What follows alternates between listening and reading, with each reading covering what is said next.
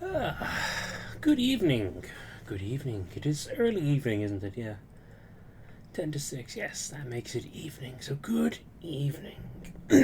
How the devil are you? How are you doing? I hope you've been having a wonderful week. I know my weekend, a wonderful weekend indeed. My weekend has been very chill, but kind of busy. Oh, yes. Oh, wait. Oh no, what have I done? Yes, so, hi. I am losing my mind again, or losing control of the situation. Excellent. I am NJ Finch. This is the TARDIS tent. We are finishing. Oh shit. Peanut! I'm so sorry. I don't know why she has decided to be very noisy over the last few minutes, but she has. And it's quite annoying. But what can you do? I'm not gonna. Anyway. Yes. So, here we are. We are going to finish up some Alan Wake. I have been busy. I beat the game on Nightmare over the last couple of days just to make sure that I could get all of the rest of the manuscript pages, which you can see in the middle there. Manuscript pages 106 of 106. Didn't get everything else yet. I'm going to be doing that in my own time. Wasn't in the mood for that when I was busy trying to catch everything. But yeah, we're here. We're ready to go. I'm going to... So, this is going to go as such. Let's see what happens when I hit continue. So first of all... No, I love you more than anything in the world. You're...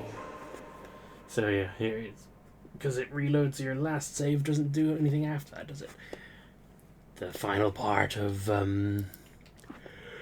excuse me, of episode 6. So, first of all, I'm going to read through the manuscript pages. Since I haven't touched them at all during the course of, these streams, I know I've read some of them before, but apparently I have no memory of it, so I have no idea what they even say. So, as you can see, the ones with question marks I've never read before, but apparently the ones without I have. But yeah, we're going to go through these, read them all, see if it makes any sense outside of the context, because I know they're supposed to give you hints as to what's happening around you at the time when you pick them up, but whatever. Hopefully it'll overall make the rest of the game make sense. And then after we've done that, excuse me, excellent start, very promising. After we've done that, we will be jumping into the bonus episodes, the special episodes, which are originally DLC when the game first came out, and now just part of the game. So yes, I apologize that the first part of this is going to be quite boring. This is going to be by Alan Wake. Oh. It's just the title page. Okay. The man turned to face me. Oh. His face was covered in shadows. It was hard to make him out in the darkness of the forest that surrounded us, but the axe he lifted was plain to see. It glistened with the blood of his victim. He grinned madly. The shadows were alive, distorting his features. It was a scene from a nightmare, but I was awake. I did not recall them being read out. The Taken stood before me. It was impossible to focus on it, as if it stood in a blind spot caused by a brain tumor and eye disease. It was bleeding shadows like ink underwater. I know that. Like a cloud of blood from a shark bite. I was terrified. I squeezed the flashlight like my life depended on it, willing it to stop coming any closer. Suddenly something gave, and the light seemed to shine brighter. As we said, he's certainly a fan of similes and metaphor, huh? For a long time, the dark presence had been weak, sleeping.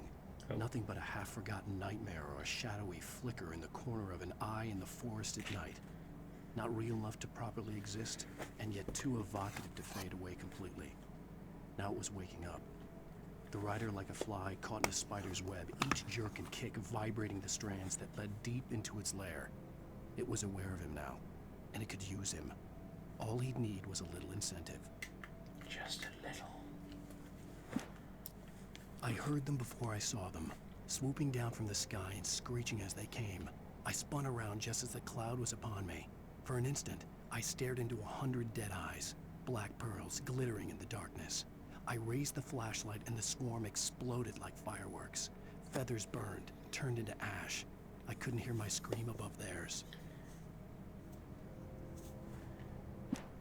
At first, I kept finding the pages as if by accident.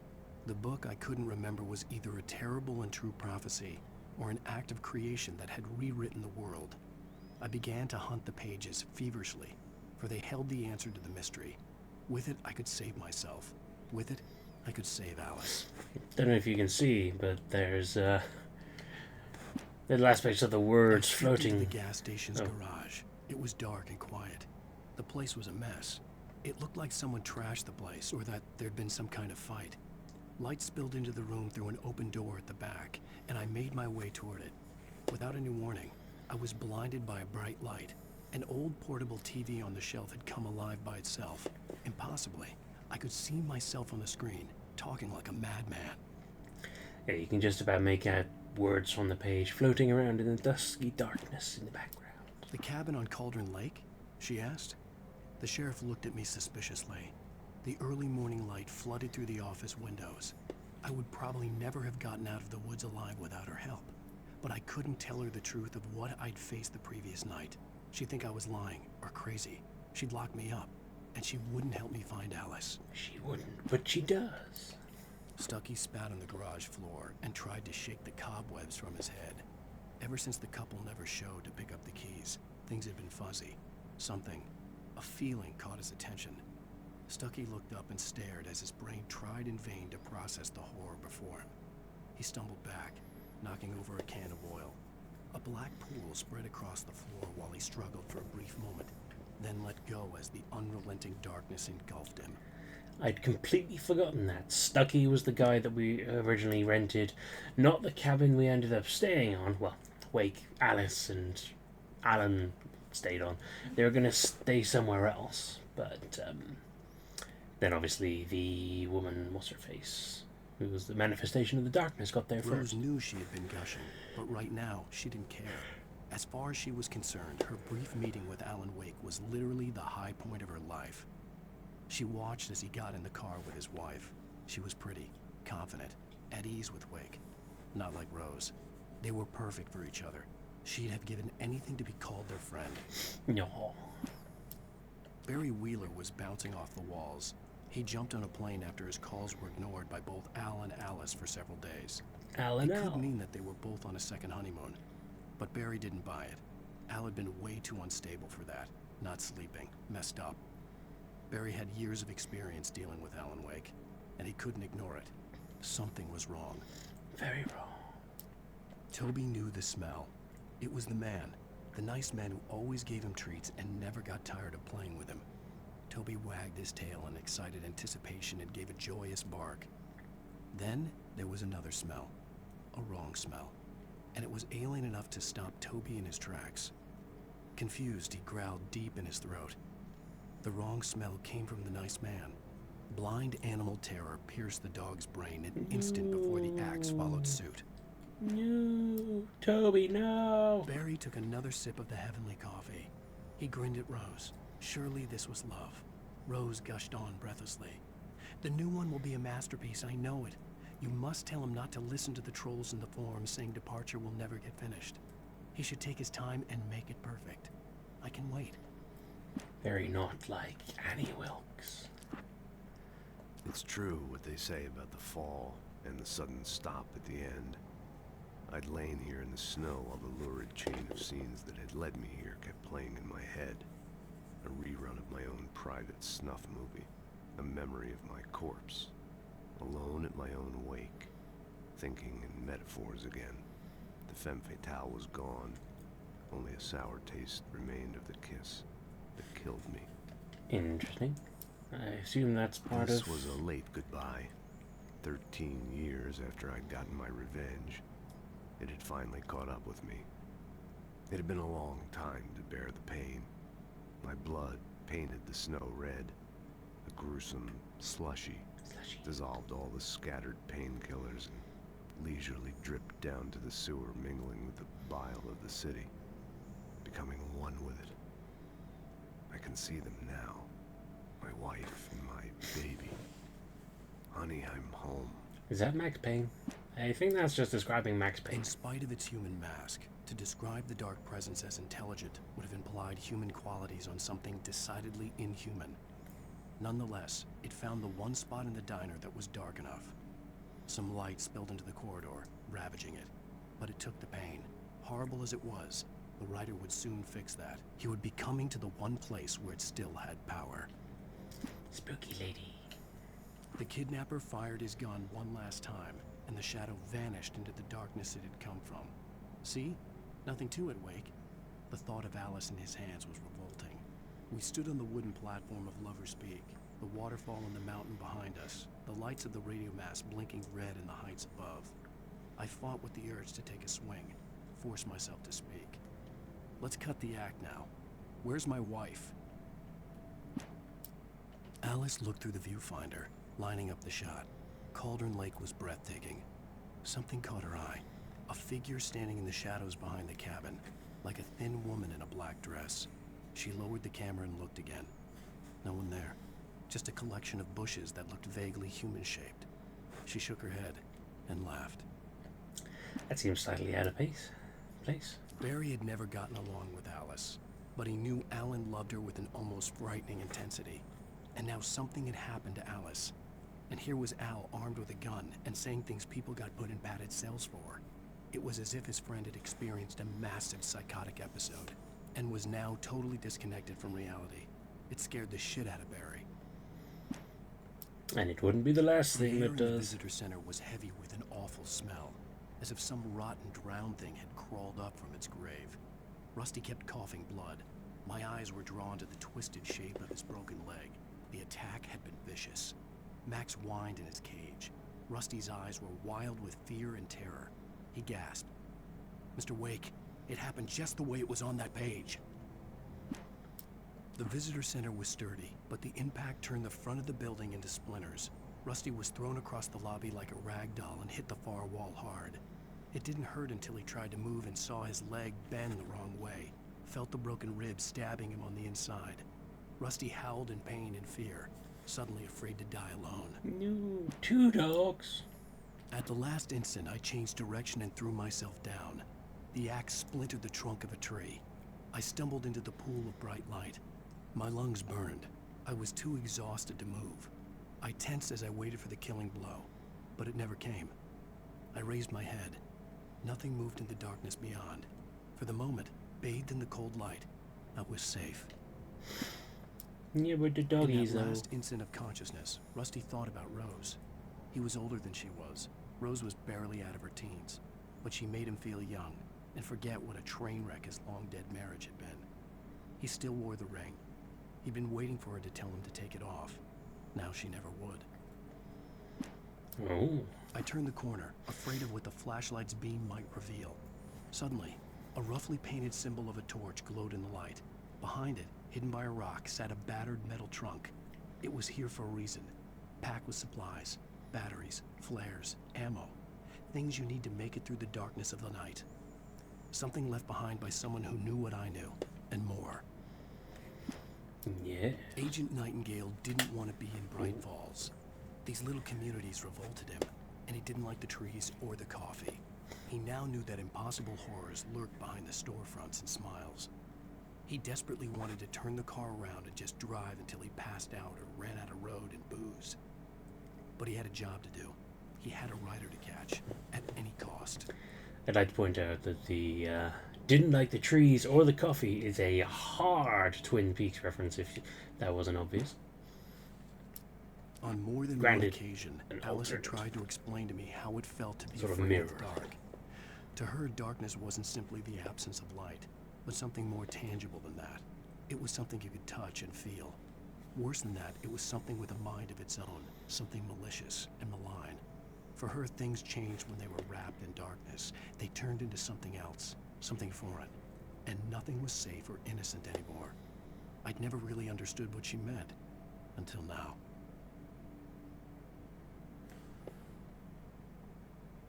You're my muse! Nope. That's what happens if you press back. The night had been one desperate situation after another. I was exhausted, and my body felt as though it had been chewed up and spat out. The flashlight was heavy in my hand, and each pull of the trigger sent a painful shock up my arm. But I was finally out of the woods, and things were looking up. That's when I heard the chainsaw. The chainsaw. When Barry saw the darkness attack the visitor center, it made him a believer. The men Al said he'd shot, they hadn't been just locals on crank. Somehow the world had changed, like the channel had been switched without warning. You think you're watching a sitcom, and you're really watching a horror show. When the birds started attacking the cabin, Barry wasn't surprised, just terrified. Just terrified. The FBI agent's command froze me in place. I considered surrender. It was all falling apart anyway. I could give in, let someone else deal with it, but it felt all wrong. Call it instinct, his posture, the way he held the gun. He was no friend. Shots ringing in my ears, I leaped for the hole in the fence and stumbled into the darkness beyond. Because the dude was fucking insane. The dark presence had touched the girl to lure the rider into a trap. Now it was night, and he lay helpless, drugged, lit only by the flickering of the TV screen filled with static. Shadows coalesced in the room as the dark presence leaned close to the rider, ready to touch him again. Back to work, boy. Rose knew that Rusty was in love with her, and she liked him too. She liked him a lot. He taught her to dance, and life had certainly taught her the value of a man who was gentle. He treated her well, made her smile, made her feel good. But Rusty wasn't the prince of her dreams, and that tended to underline the unbearable truth. She was no closer to that Hollywood magic than he was. True. Nobody in Bright Falls seemed to know where Al was, but Rose, the waitress at the diner, had seen him. From what Barry could tell, Al pretty much fell off the face of the earth when he left the diner. Rose was just the kind of fan that Al hated, but she really tried to help. She was smart too, knew a lot about what was going on in the town, knew a lot about Al, even knew who Barry was. Barry liked her. That was no big surprise. When it came to women, Barry and Al rarely saw eye to eye. Well, that was a bit of a weird comment. Sarah didn't care about the legal threats Wake's agent had made. She let Wake go without argument, because there was something about him she couldn't quite put her finger on, something that reminded her of her father. She didn't think Wake would hurt his wife. Then she thought about the way he waded into Hartman, that hair-trigger rage flaring up without warning. The logging site was a mess. The modular office had been pushed off the cliff. Deputy Thornton climbed up from the wreckage excited, breathing hard from the exertion. Nobody there. It's weird. Don't you think that's weird? Bored, Mulligan let out a mighty snort. Hell, it's always weird, Thornton. Just a question of sorting out what kind of weird it is this time around.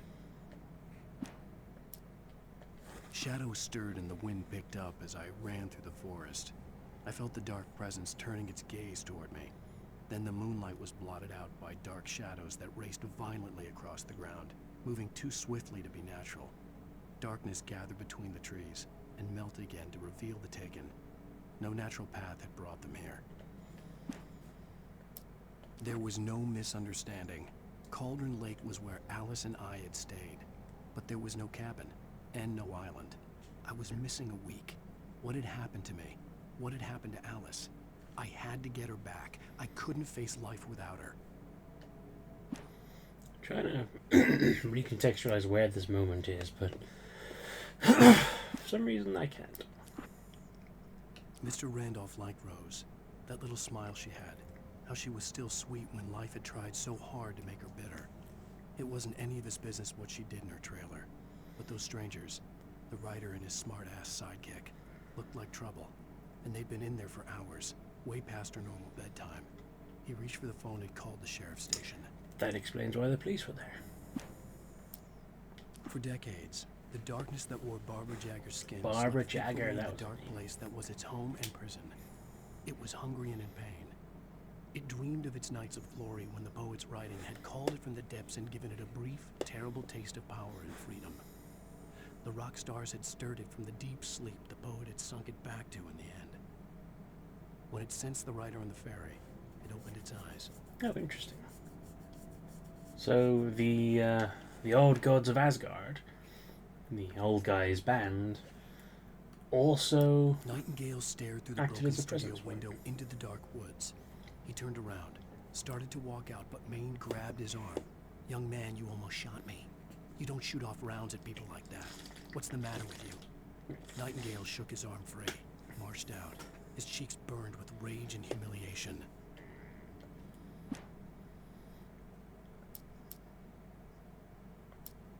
Sarah trusted her gut, and her gut said Agent Nightingale was an asshole. very true. He felt wrong, and it wasn't just the smell of stale booze. It was in the way he flashed his badge, pulled rank, the look in his eyes when he wanted answers. Where was Alan Wake? What was this about an accident? Where was his wife? And most importantly, why did she let Wake go? He wouldn't answer her questions. Federal business was all he'd say. The pipe wrenched itself loose from the bridge's steel framework. Wrapped in darkness, it floated in midair, twitching. For a moment, I didn't understand what I was looking at. The heavy object lurched at me with impossible force. I threw myself out of the way, but just barely. When I turned my flashlight on it, it shook in a dark rage, before it flew at me again. Okay, that's a very good description of what the hell's going on when, like, you're attacked by the poltergeists. That I can appreciate. That was a really good one. I slammed the door shut right in his smug face. He pleaded for me to open the door. True to form, the asshole actually thought I would obey. I had no sympathy left, no guilt either, not for him. I took a moment to savor the scream. I bet I had a smile on my face. It was all that I had time for. The dark presence was inside the lodge with me. What was that moment? The darkness surged towards me, sucking everything loose from the ground into its depths, tugging at my clothes. I saw the flare the kidnapper had dropped and threw myself towards it just as I felt my feet leave the ground. The darkness embraced me with the force of a tornado. Somehow I managed to light the flare. The darkness roared and cast me away. I fell toward the dark waters of the lake far below. Rose didn't know how the strange old lady got in her trailer, and she looked wrong somehow. The woman showed her teeth in an approximation of a smile and traced a finger down Rose's cheek. "Pretty girl," she said. Rose felt as if she was falling asleep, but her knees didn't buckle. The crone spoke in a whisper, her words ice cold and dark in Rose's ear. Ice cold. Touched by the dark presence, Rose was lost in a dreamland where everything was drawn in black and gray crayons. The old lady had promised her that all her wishes would come true. She would be Alan Wake's muse. She was smiling so hard it hurt her face. She crushed a bottle full of sleeping pills into the coffee. Deep down inside, she was screaming in terror. That's what it was drugged with. I don't know how you didn't notice. Danny had stepped You know, out, but bitter what they stumbled can be. back in was something else. Something alien, a monster. Walter tried to kill it, first with his fists, then a chair. It wouldn't die. Instead, it kept coming, unaffected by the beating it had taken. After Walter managed to kick it down the cellar stairs, fear took over. He ran, got behind the wheel, gunned the engine. The booze wouldn't make him forget, but he knew he had to try. That's the guy we found in the building next to the old guy's house. The bulldozer's engine roared to life. Mud and rocks flew as it fought for traction. It crashed through the concrete wall and landed heavily in the yard. If it were an animal, it would have shaken its head after the impact, fixed its eyes on me, and charged. Of course, it had no head, nor eyes. Shadows crawled on its form, twisting it into a monster. Then, it came for me. It came for him. Even after all this time, hearing the Night Springs theme caused a surge of conflicting emotions in me. It'd been my first real writing gig. Barry had known a guy who knew a guy, and suddenly I'd been a semi-regular writer on the show. I'd always been ashamed of the job. Felt it was trash. I'd wanted to be an artist, a novelist. I'd been naive back then. It had taken a long time to learn to be proud of the work. See, as someone who... So, for those of you who aren't aware, outside of doing stuff like this, reading a lot, my main interest in life is writing, which is part of the reason why this game in particular appealed to me. I also do a fair bit of writing in my spare time, or have done. And the idea of working on a show like Night Springs would be a fucking dream come true, because that's amazing to me. Like, sort of campy, weird sci-fi stuff. I love that shit. I mean, that's not typically what my writing tends to be, but I would like to do that kind of thing. Certainly like a chance to try my hand at it, you know. But yeah. With Nightingale gone and the night wind blowing in through the broken studio window, Maine stared at Sarah. The sheriff looked away. Maine's voice shook with barely controlled anger. That boy's doing more drinking than thinking. I hope you know what you're doing, Sarah. He's got a sickness in his eyes. You take my word for it. He wants weed for a reason, and it's not for anything good. When Thomas Zane fell for Barbara Jagger, it happened fast. She was young, vibrant, and beautiful, full of life. He had never been a very happy man, and without any seeming effort, she had changed all that. Zane felt good for the first time in his life. Everything she did was another piece of a jigsaw puzzle he hadn't even known he'd been missing. And best of all, she made the words flow, strong and sharp. She was his muse. Some of the Taken retained echoes of their former selves, but these were just the nerve twitches of a dead thing. Nothing remained but a shell covered and filled with darkness. In most cases, these puppets were enough for the purposes of the Dark Presence. But for anything more elaborate, as with the writer, it was different. It needed his mind. And so rather than taking him over completely, it merely touched him. Well, that answers that main question of, if it's able to possess people and make them do shit, why wouldn't it just do that to him? There's an answer. I stared through the bars of the jail cell. Barry stood behind me, swaying on his feet, Pee-pee. looking as ill as I felt. She says hello. Agent Nightingale stood on the other Oh, side of the bars with Sheriff Breaker. Nightingale had a stack of manuscript pages in his hand. He seemed unhinged as he gloated. Well, I've got you now, Raymond Chandler. It's all here. All the evidence, including conspiracy to murder a federal agent. Things were never as simple in real life as in fiction. I had lost count of the times I had wished there'd be a clear reason for my writer's block. Something to fight. Something to lash out on. There wasn't. I was filled with doubt. I was nothing like the hero in my books. Alex Casey had gone through his life with single-minded determination, never wavering from his goal. Even now, I was angry at myself, angry at Alice, angry at Barry. I was fumbling and I had no plan.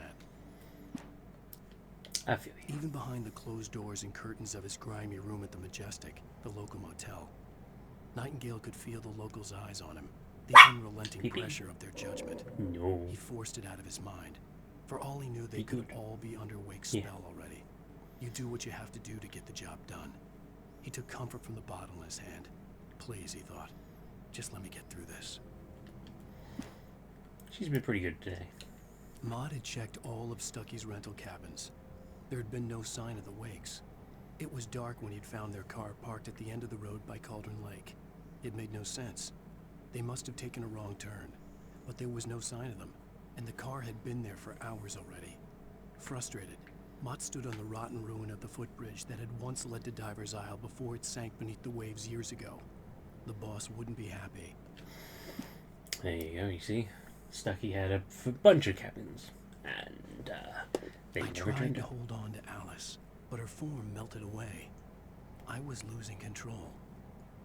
Dr. Hartman stood in place. You not? I wanted to hit him, but my arms were jelly. He smiled. It was a reassuring smile, and I hated him for it. I had to give you a sedative. Don't fight it. You went through another rough period. Right now, it's very important that you stay calm. We don't want you to have another episode. You're a patient at my clinic. Have been for a while now.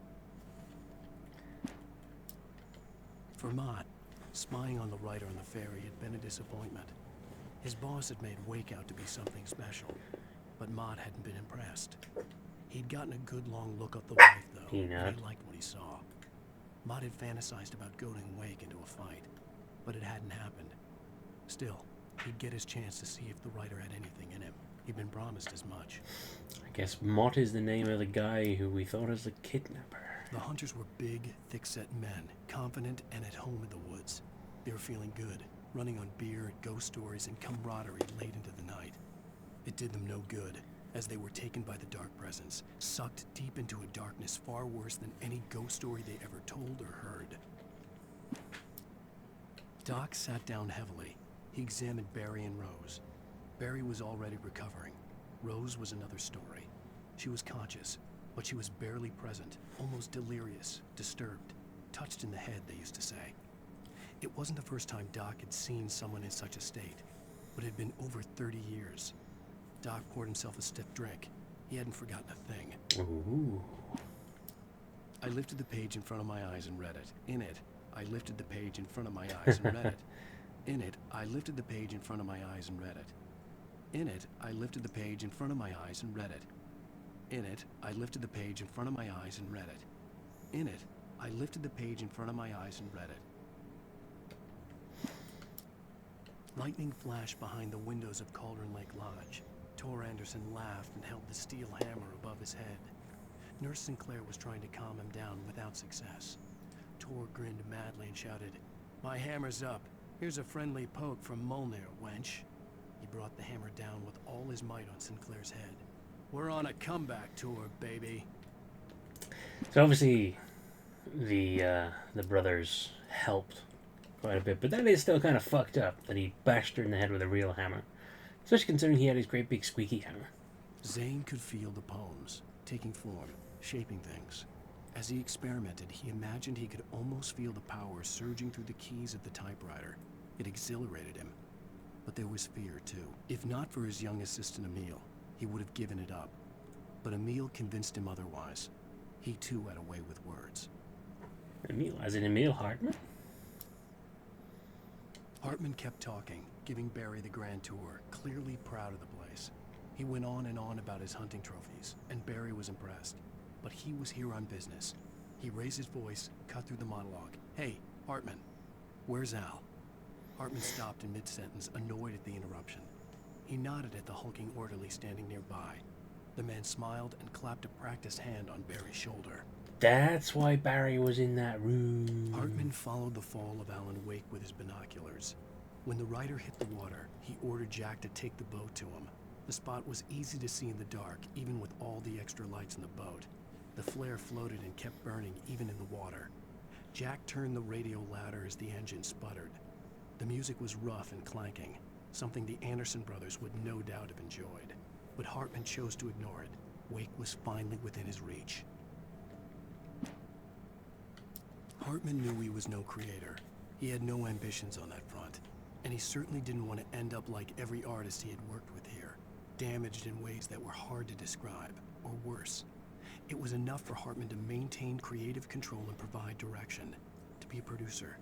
That was what most of these people were in need of anyway. Of course, suitable subjects were few and far in between. I stared at the Viking paraphernalia that littered the area, surrounding an unlikely centerpiece. A full-size stage complete with an impressive sound system with all the trimmings, including a dragon. It took a special kind of crazy to build something like this in a remote field. Hell yeah. When the sky split open with a deafening boom and the music started blasting, it felt strangely appropriate. It is a pretty fucking cool concept. For the moment, Barry was just glad he had survived the fall. He had been separated from Al, and there was no easy way to climb back up. He told himself he'd be okay in the gloomy forest at night. He would just have to wait for a while for Al to find his way down. Barry turned when he heard the heavy footsteps and saw the movement. The man-shaped shadow lunged at him from the bushes, an axe held high. Barry screamed and threw up his hand. The world exploded. That's what Barry was up to when he fell off the cliff. Wake was smarter than him. Wake had more money, a beautiful wife, everything. And Hartman said Wake was important. That made him better than Mott. But Mott was calling the shots now. He'd expected Wake to whimper and grovel, but instead, he seemed willing to fight. Mott knew he'd gotten under Wake's skin. If only Mott actually had his wife. The thought made him shiver. Yeah, so Mott was the would-be kidnapper, And Emil was the guy who was controlling him. Hartman wasn't happy. Maud could see it in his eyes. He quickly lowered his own. He had made a mess of it, and he knew it. The shame of failure was hard to bear.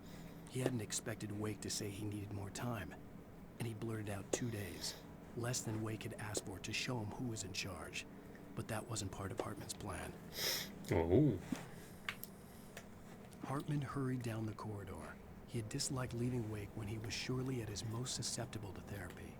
But this was not an ordinary storm.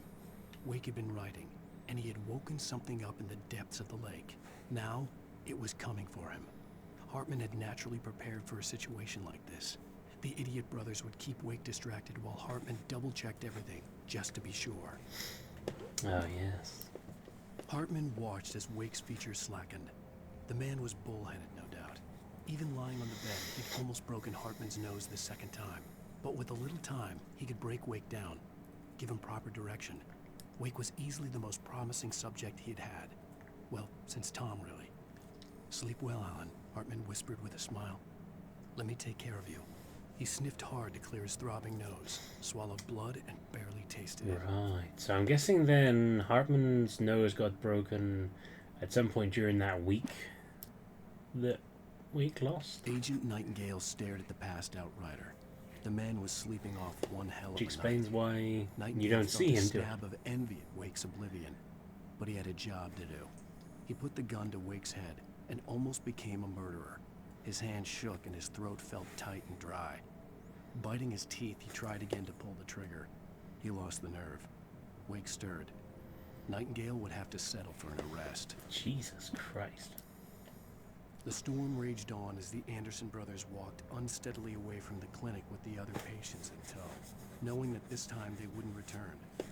The darkness around them seethed with horrors, but Tor and Odin were unafraid. Their eyes glinted with guile.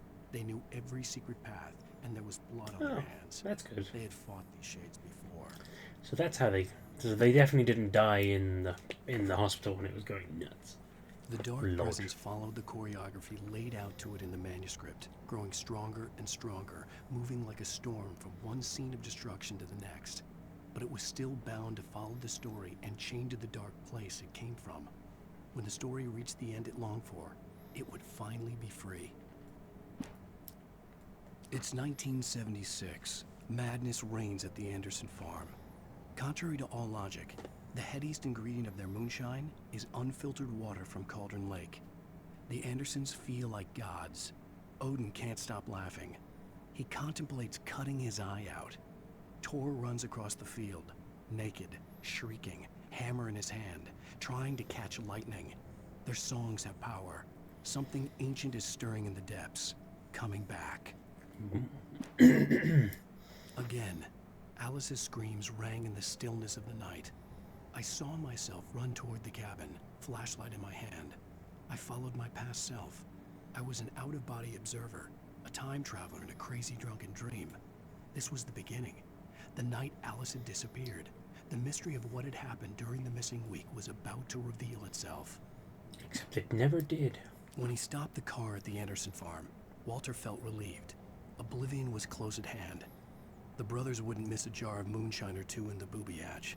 But then he saw the man on the porch, and he knew who it was. Driving for his life and knowing it was useless, he didn't realize he was crying until he couldn't see the road for the tears. Hartman had never felt as anxious as during the week after Maud had managed to lose the Wakes. Their car stood by the path that had once led to Diver's Isle. Hartman thought about Tom Zane's cabin in the depths. It was only a matter of time before Wake started writing. They had to be found, and fast. The moment he heard on the police radio that Sheriff Breaker had picked up Wake, he was already in his car driving toward town. And that's why he appears at the For a police moment, station. Hartman considered strangling people. Mott was mean-spirited, but easily manipulated. An emotional infant who lived for his approval. Wake, by contrast, was a far more difficult subject. Mott had given him too much leash. In 2 days, who knew what could happen? Hartman would have to find a way to rein him in, and quickly. Deputy Mulligan tuned Thornton's chatter out. He didn't think riders were particularly useful people, and a huge manhunt for one struck him as idiotic. Certainly not worth the missed opportunity for coffee and pie. It wasn't even clear what the man had done. They except have a run from him cherry with the trailer pie park. to But die Mulligan for. knew he wasn't alone. The sheriff's patience with the Fed was running out. As the deputies hauled Wake and Wheeler away, Agent Nightingale eagerly examined the stack of papers Wake had been carrying. It was incomplete, a collection of random pages, but there was enough. He saw his own name in there, among others. His hand shook with emotion. Finally, it was proof. He had been right all along. Episode 5. Nightingale tried to make sense of the manuscript. It was disjointed and strange. He didn't understand half of it, but it all rang true. Impossibly true. He took out his hip flask when he reached the page that described how he reached the page that made him take out his hip flask. It wasn't the booze that made his mind reel. Yeah, that's gonna be fucked up. Nightingale felt the situation veering out of his control, but the gun at least felt steady in his hands. He was ready to fire, resolved that he would let this happen over his dead body. And yet he hesitated. He had seen this moment before, read it in the page. He was transfixed by the deja vu and the horror that he was a character in a story someone had written. Then the monstrous presence burst in behind him and dragged him into the night. Womp womp. The darkness that wore Barbara Jagger's face was furious. The story in the manuscript had been making it stronger all the time, but now the light had set the writer free and hurt it, weakened it. It was only a matter of days before the dark presence would be strong again, but meanwhile, it would be difficult to recapture the writer. Cynthia Weaver worked hard, following her obsessive rituals, sometimes fighting them, always giving in to them in the end. She haunted the halls of Bright Falls abandoned power plant. She marked her caches with light-sensitive paint that could only be seen by eyes that had been touched by darkness and saved by light like she'd been. She was preparing defenses and supply lines for the war she knew would come. The war between the forces of light and darkness. Cynthia Weaver is the MVP. For it to be free, the Dark Presence needed the writer to finish the story. Again and again, the story let it get frustratingly close to the writer without letting it capture him. It was bound by the events depicted in the manuscript, but it could pursue the writer indirectly, put others on the task and stop those who would help him. It took over everything in its path, made them its puppets, and sent them after Alan Wake. Alice had screamed until she had no voice left to scream. Oh, Around her, the darkness was alive. It was cold and wet and malevolent and without end. She was a prisoner, trapped in the dark place. The terror would have burned her mind out, but one thing made her hang on. She could sense Alan in the dark. She could hear him. She could see the words he was writing as flickering shadows. He sensed her too. He was trying to work his way to her. the shadows in the background. Are we Alice? Barry was in his element, making calls, making things happen, even if he didn't entirely know what those things were. He wouldn't let the hot sheriff chick down. The hot Even if sheriff every noise he chick. heard from outside, and he heard plenty, made him jump. He had only paused to text Al a message, told him to hurry up. Suddenly, Barry froze in mid-dial. A window broke somewhere in the building, and then the lights went out. Barry got back to his feet inside the Bright Falls General Store and dusted himself off. Right next to the cans of baked beans was a locked case filled with flare guns. Which is where you And keep yet the here was a facts. conveniently placed barrel of crowbars. Barry's smile widened as he realized that this was the classic movie scene where the hero had to gear up and arm himself to the teeth. Barry threw himself into the role. I don't know about your general stores, but ours always keep the baked beans next to the flare guns and The story I had written in the cabin had come true. crowbars. Touched by the dark presence, I had written a horror story, but the end was still missing. The story was incomplete, and the last unfinished page of the manuscript still sat in the typewriter in the cabin study. If I could get back there, if I could read the page, then I could write my own ending to this story and save Alice. Sarah was almost starting to relax. Maybe they could turn this into a win yet. Suddenly, there was a piercing sound, like a table saw gone wild, as 100 birds made out of shadows swarmed into the rotor. The chopper bucked wildly and the board lit up, telling her what she already knew. They were going down. Barry Wheeler screamed next to her.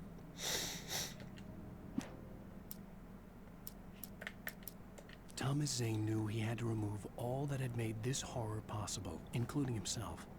That was the only way to banish the dark presence he had unleashed and now looked at him through the eyes of his dead love. But he also knew that despite his best efforts, it might someday return. So even as he wrote himself and his work out of existence, he added a loophole as insurance, an exception to the rule. Anything of his stored in a shoebox would remain. Making her way through the water pipe alone, Cynthia was angry at the writer. Foolish young man, taking unnecessary risks. And the way he broke the rules. Didn't he understand what was at stake? Since the terrible days in the 70s, she hadn't wavered once, as hard as it had been. She was tired of protecting the town all these long years, and now only wanted to rest. The Poet and the Muse, lyrics by Old Gods of Asgard, the chorus. And now to see your love set free, you will need the witch's cabin key. Find the Lady of the Light, gone mad with the night. Find the Lady of the Light, still raving in the night. That's how you reshape destiny. Very cool. Children of the Elder God lyrics by Old Gods of Asgard. The first verse and chorus. Warriors, torchbearers, come redeem our dreams. Shine a light upon this night of otherworldly fiends. Odin's might be your guide, divorce you from the sane. Hammer's way will have its say, rise up in their name. O memory and thought, jet black and clawed, children of the Elder God, scourge of light upon the dark. I would love to listen to this band. Children of the Elder God lyrics by Old Gods of Asgard. The second verse and chorus. Scratching hag, you can rake your claws and gnash your crooked teeth. You've taken slaves like ocean waves, now feel the ocean seethe. Father Tor bless the war between the dark and light. In their songs let their wrongs bring disillusion's night. O memory and thought, jet black and clawed, children of the Elder God, scourge of light upon the dark.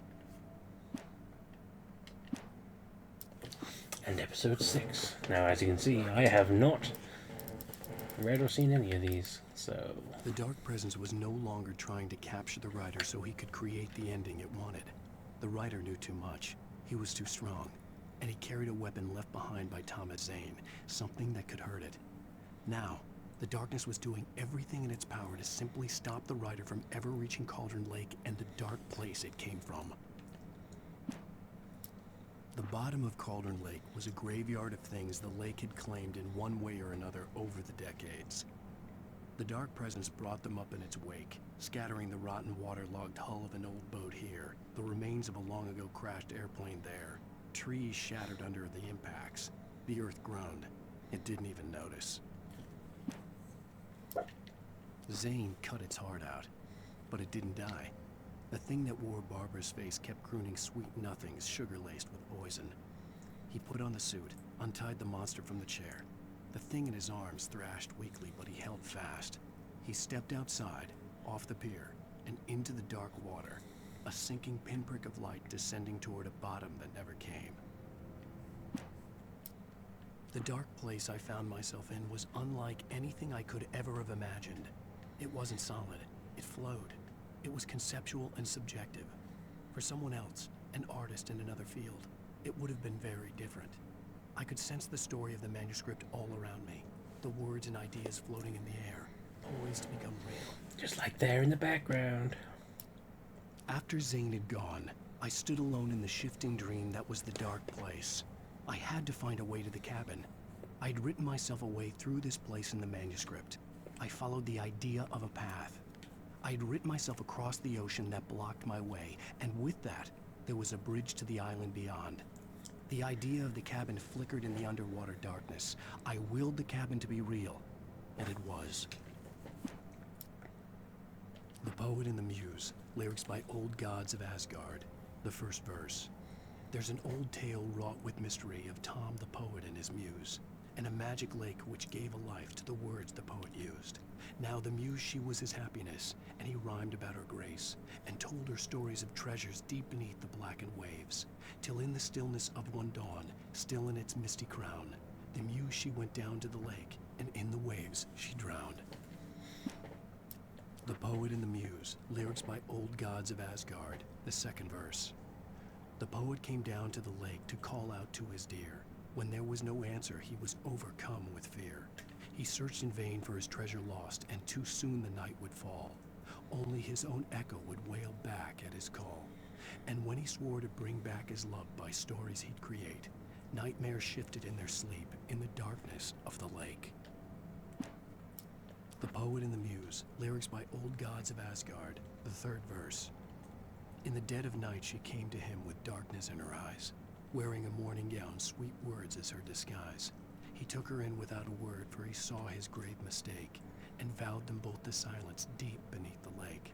Now, if it's real or just a dream, one mystery remains, for it is said on moonless nights they may still haunt this place.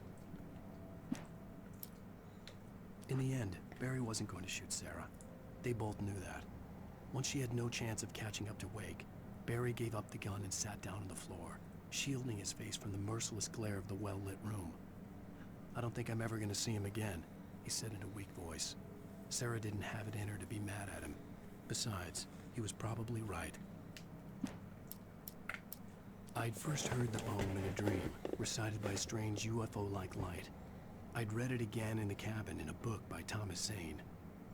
For he did not know that beyond the lake he called home lies a deeper, darker ocean green, where waves are both wilder and more serene. To its ports I've been. To its ports I've been. Okay. So, I was expecting a little bit more of an answer, but I guess that's possibly what the rest of the stuff is for. At least we now know things like what the Presence was doing, how it got about, what its plot was, and how it was working, and Previously on Alan Wake. Okay, we're just going Something straight I in. only know as the Dark Presence held my wife captive and used her to tell her about a horror story that came true. I'll bring her back. Some part of me had been aware enough to write my escape into the story.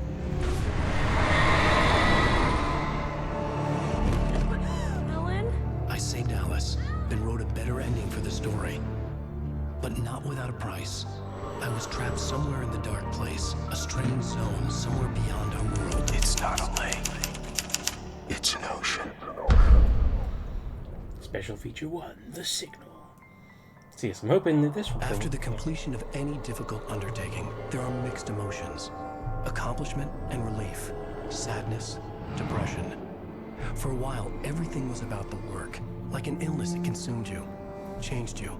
You locked yourself away from the world to do it, and now you need to recover. Learn to live without it. Find a way to crack open the door and let the light back in. I knew this place. It was familiar, Oh dear. but wrong somehow. Welcome to the... Yeah. Everything had a surreal, dreamlike quality. Here we go. Maybe we'll get some answers. I had a disturbing feeling of deja vu. I had no idea why I was here or where I had been before this moment. But something was waiting for me at the back of the diner. Try the coffee. Just don't blame me when you fall in love, because it'll break your heart when you have to leave. This here is no longer human. Nothing but black coffee under a thin layer of skin. Creepy. Old guys. Do me a favor, Sonny. I could really use a tune right now. Number 6 in the Coconut, jukebox. coconut. I'd do it myself, but both of my legs have gone to sleep. Bad circulation. Yeah. Are you serious? Again? You disgust me. Now that's what I'm talking about. Yes. This is it. I'm died and gone to hell. I love it. This is the best rendition.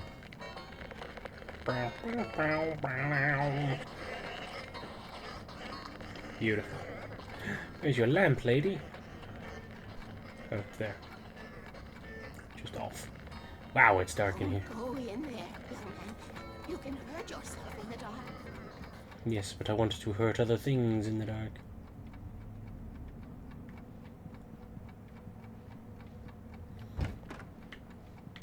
Whoosh. Oh. The bathroom. We never got to see the bathroom before. Alan, Oh. Listen to me. Go no deeper. What? Focus. You're losing yourself. I will try to help the best I can, but it's up to you. Find a better point of contact. What do you mean? I cannot hear you. Please, you're the one making all this happen. Concentrate. This is what's happening. Nightmares. Too deep. Can't take the pressure. It's too much. Suddenly, Wake found himself face to face with himself. Himself. Oh. At the sight of myself, the dream suddenly became lucid. The dark place. That's where I was. You will need weapons. Ooh. A torch. Yeah. It's not the light itself, but what it represents. You will need it. A gun. This is not a gun. Wow. It is a tool in a logical process of elimination. Be careful. Yeah, that's what all the crazy people say. Point of contact. I didn't understand Zane's message, and knowing where I was didn't fix anything. Something had gone wrong after I had finished departure.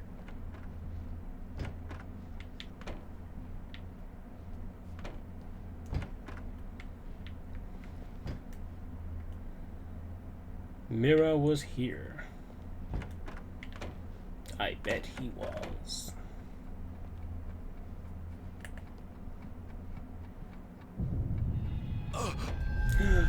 Oh no.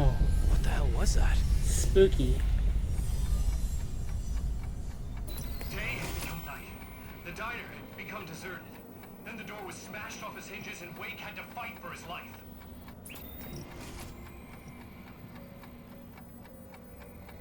I see you, darkness.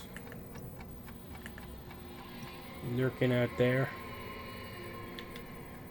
Can I listen to Coconut again? No. Oh, that door. That's not the door I was expecting. Oh shit. Oh shit. Howdy, are you? Ugh. Fuck. Okay. That really is fighting for your life, What the huh? hell was that? Day had become night. The diner had become deserted. Then the door was smashed off its hinges and Wake had to fight for his life.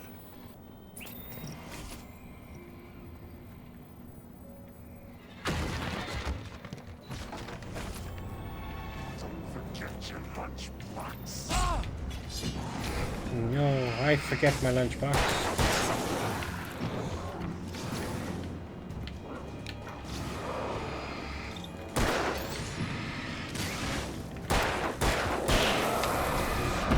Ah, fuck. Nope, don't want to go in there.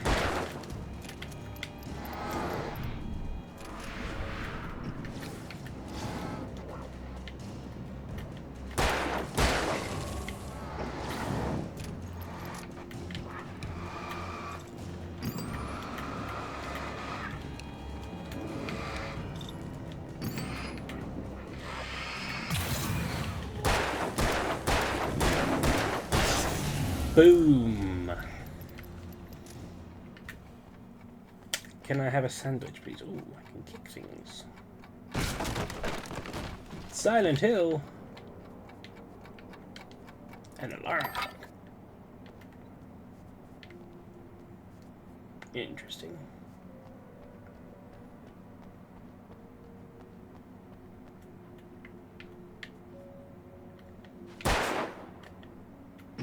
Can I symbolically kill me? No.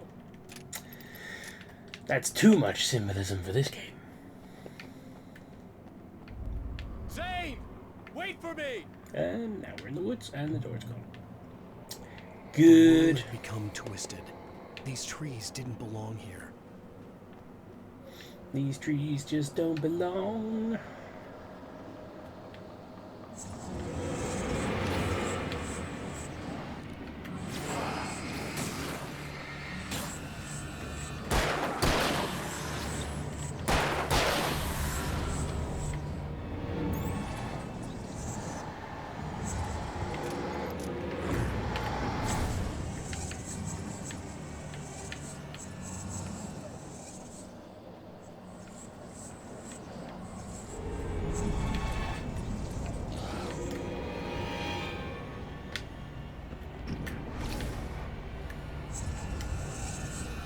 Yeah, we're not playing right now, boy.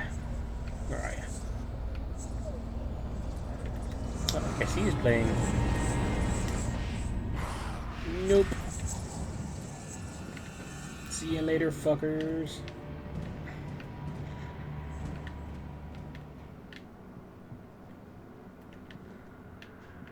The little bear. I'd like one of those little wooden bears.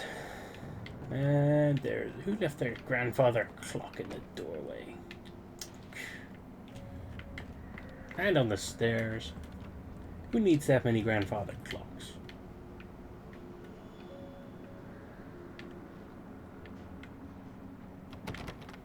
Oh dear.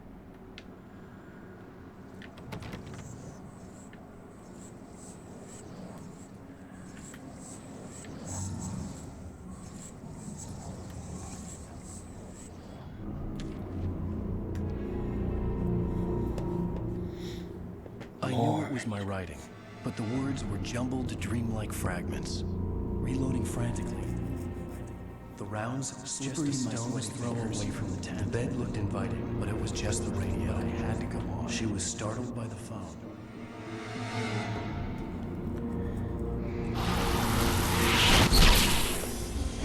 Phone. Verizon. The GPS system was working. I hadn't expected that.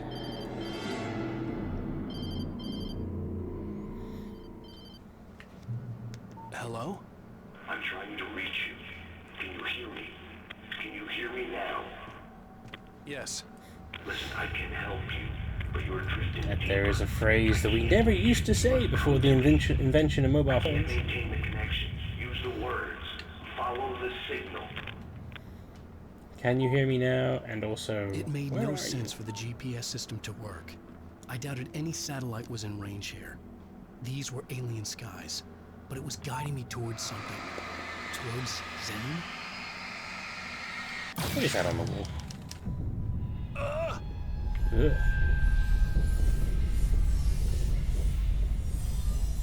That's weird looking. Ah. Heavy duty flashlight. Torch. It's a torch, ladies and gentlemen. A flare gun. And a flare.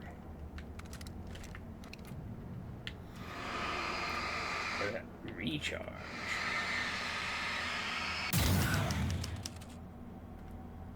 Lithium batteries. No brand name on these. Couldn't get the support for it. Not on the DLC. Only for the main game.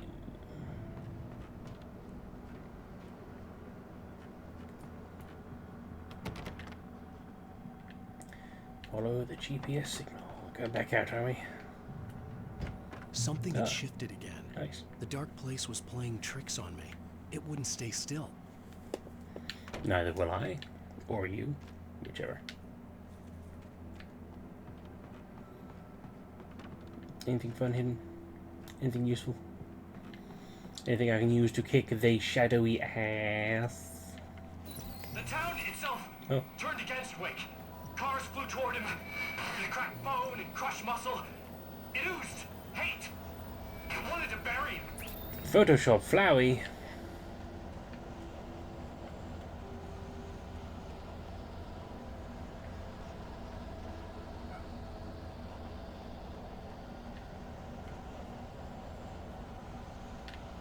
No, can't go back in there.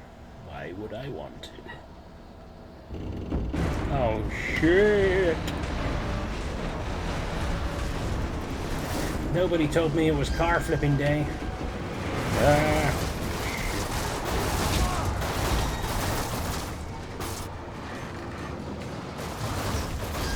Don't forget to flip your cars, people. Keeps them fresh.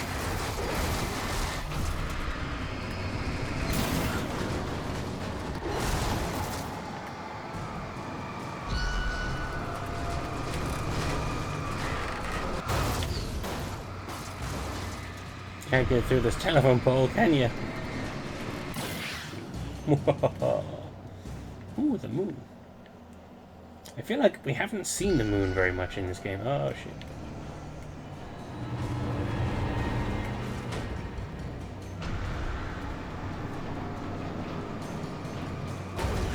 Yeah.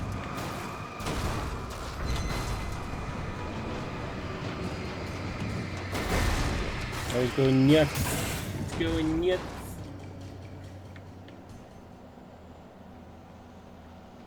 Did we do it? Did we beat the cars?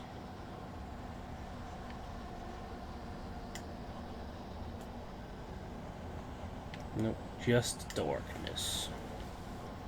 The darkness.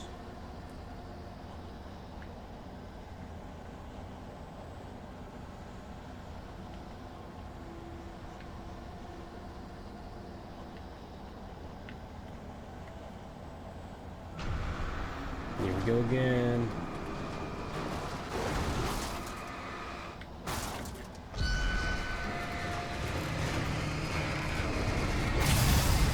Haha. Nothing can defeat telephone pole / light pole. What do they call traffic light pole? That's it. Mishima. Oh no. Tools, baits, the door.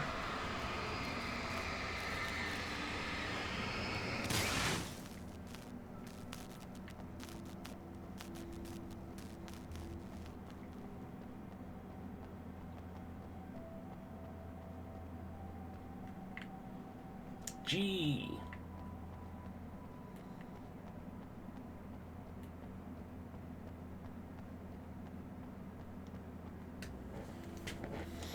Here we go. Drehen.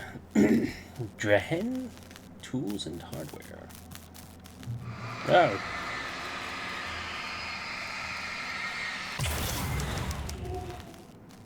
Ah. Now that's some fucking tools. Groovy.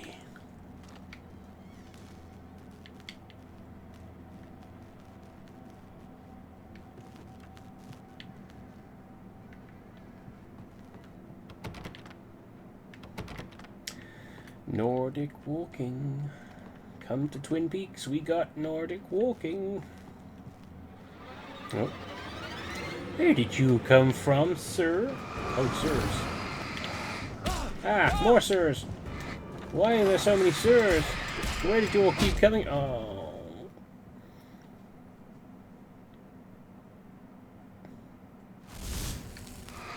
Try to avoid getting hit again. That's some good advice.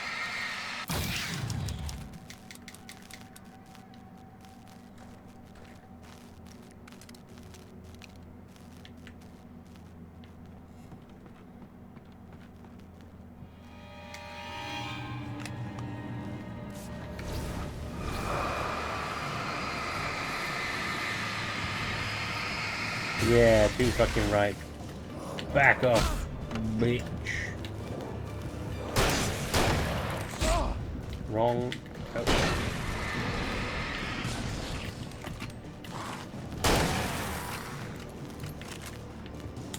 Okay. Oh, hello.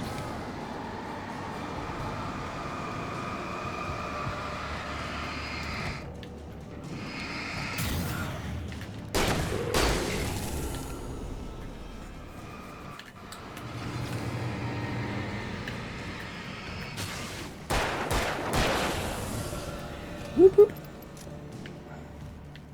There we go, that's more like it. Get back into the swing of this, shall we? Beans!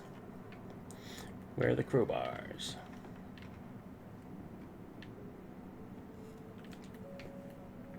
Quick tack. Hunting and fishing gear. Tack.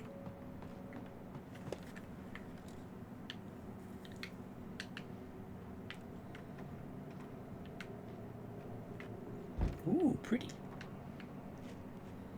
Everything I saw was familiar, and yet it wasn't. I feel like you haven't really had much of a chance to spend time Hello. here, really. I cannot keep up. You're going too deep. I will try to guide you. Follow the signal. I'm trying! You must face yourself. Follow me. Reach out to the truth. The GPS system was supposed to lead me to Zane, but the shifts were interfering with it. I had to keep trying. I wouldn't survive alone.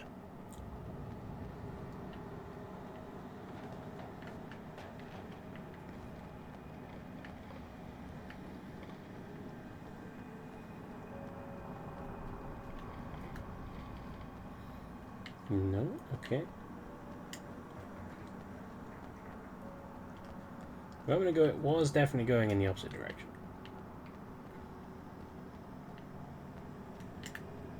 No, it wants me to climb over here, I'm guessing. Ah. It's that place in Thailand. The changes were becoming more violent. Silent The street Hill. wasn't so much ripped apart as it was missing. Like some great hand had reached down and scooped it up. Everything felt erratic, unstable. Yeah, again. Silent Hill. Well, that was definitely there I want to go. The floor, I mean. Tools. Hey. Knuckle deep inside the borderline. Flash. No. Flashbang. Flair.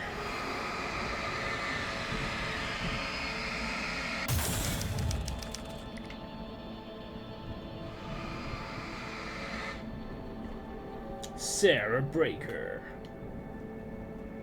Bright Fall's finest, the red-hot cop chick with a lightning-fast boomstick. Her debut book, The Only Girl in the Bookhouse, delves deep into the troubled life of having a successful law enforcement career while being involved in a secret society. How does Daddy's little trooper fit into the old-fashioned fraternity? That was a thing to read out, I suppose. I was right, though. That is definitely the,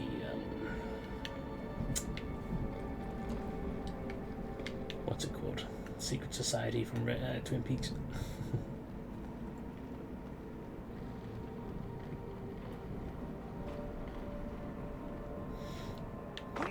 Have you seen a little girl? Short, dark hair. 7 years old. Wait, wrong game. Oh, God. Birds.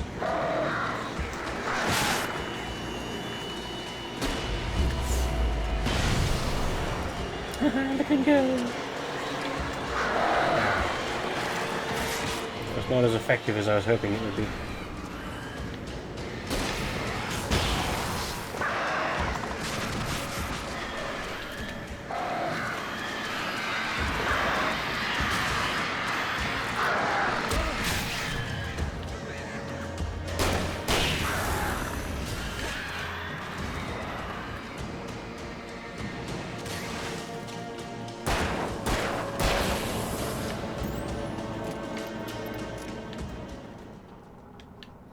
We good?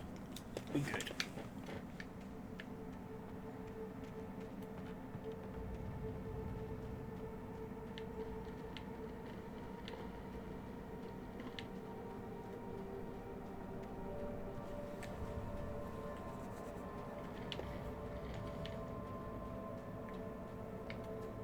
Tools.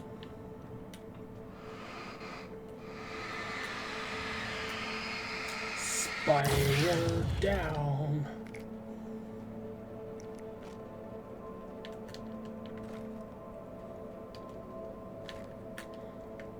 Reload everything.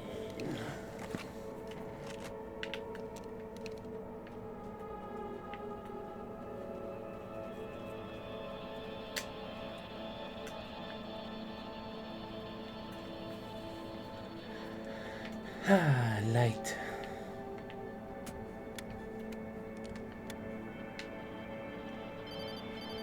Okay, nothing spooky about this.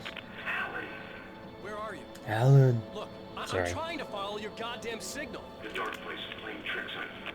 You're still going deep. I'm trying to guide you, but it's hard. What? That's what is she said. this? I can help you if you just stop sinking. What? This is bullshit. It's happening again. Brace yourself. Good. I was was running after Zane, and he was telling me I was going too deep. It was ridiculous, but I was more scared than amused. I felt like I was being hindered by an unseen force in ways I couldn't fight. All I could do was keep going.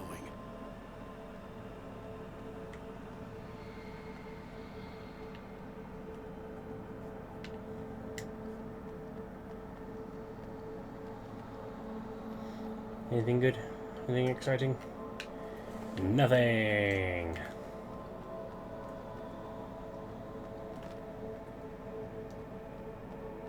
Down. Down here. Ah, this was the right way.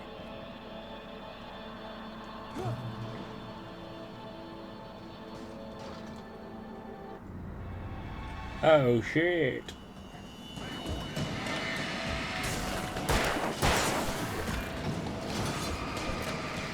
Probably shouldn't go that way because I don't want to get trapped.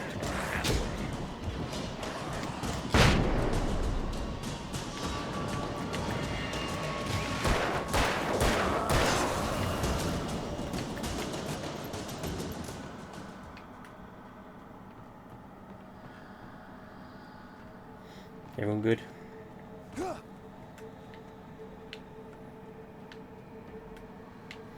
Missing.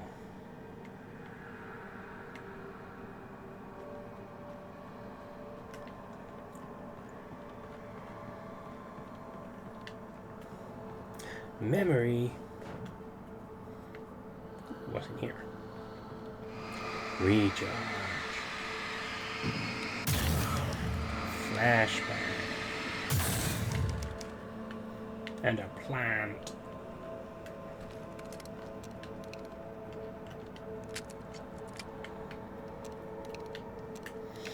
Everything loaded, locked and loaded, Brides of Christ.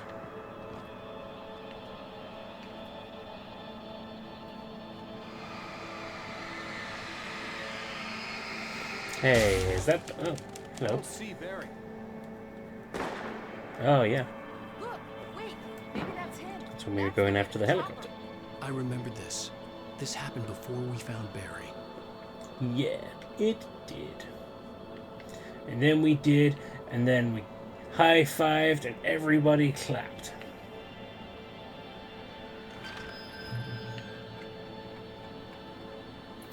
The playground! Wake's pathetic memories of the Wonder Years and the contrary little boy pretending he didn't miss his father he never did. He surged up and beat Wake down. Merry-go-rounds and slides, eager to cane in his head. Okay. Oh, shit. Actually wasn't expecting the entire playground to go nuts, but that's my own fault.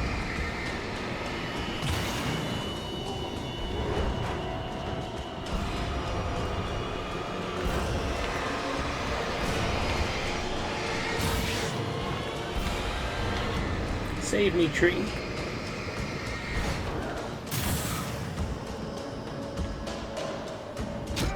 Yeah, what? Fucking roundabout.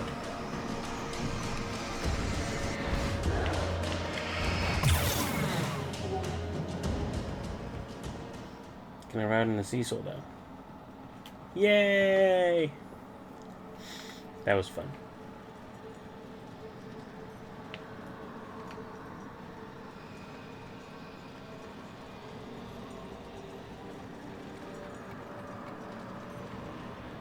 I heard that. An alarm clock.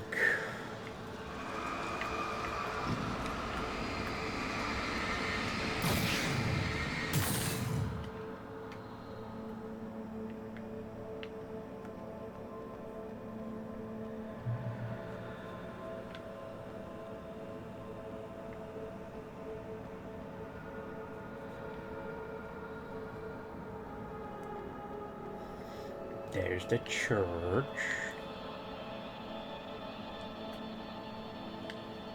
Nope, nothing interesting there this time. There's the scary smoke.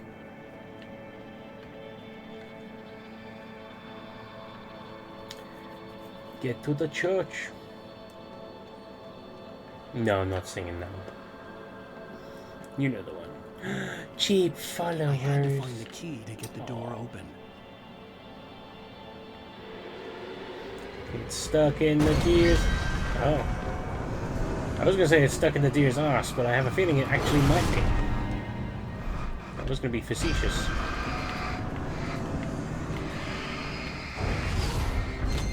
I knew I'd have to fight this deer eventually. Ah.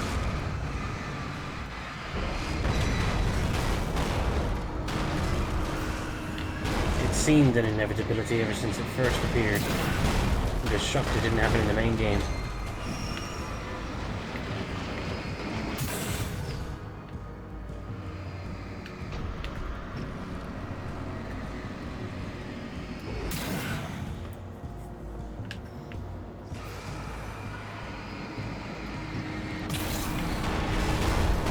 Don't throw whole trucks at me, that's just rude.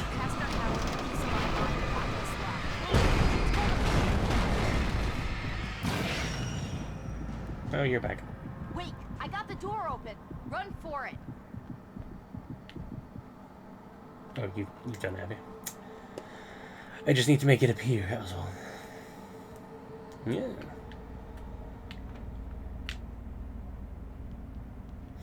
Barry Wheeler, the literary agent with the constant ailment, the frantic sidekick with the hectic rhetoric, the owner of the most fashionable jacket ever made, and the author of the indispensable guide to would-be agents everywhere, Blood from a Rock, When the Goose Starts Gold-Bricking, presents a new collection of short fiction by Alan Wake, including art classics like Errand Boy, as well as numerous mortifying, clumsy early works buried deep in the disappeared writer's files. Never intended for publication? That's not the Wheeler way. Get yours now. Okay, that's actually kind of funny.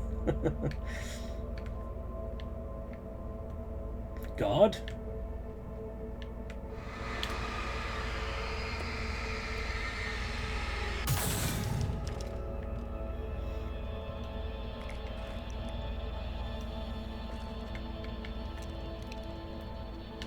What's that? Batteries? Battery.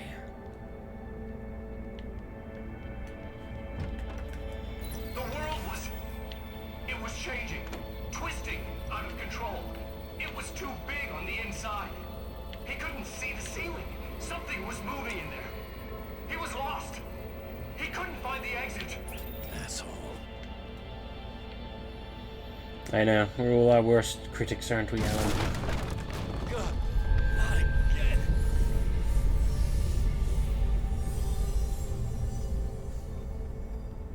The shifts were getting more severe. I wasn't sure if the place got bigger or I got smaller. The signal was going haywire. I would have to find my way out of here on the move. Ah, I don't want to be doing that, do I? Stay away from those.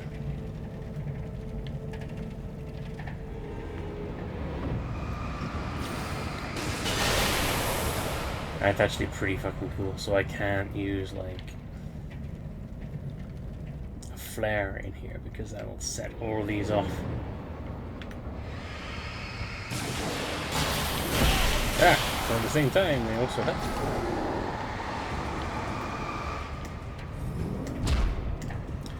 But not like that.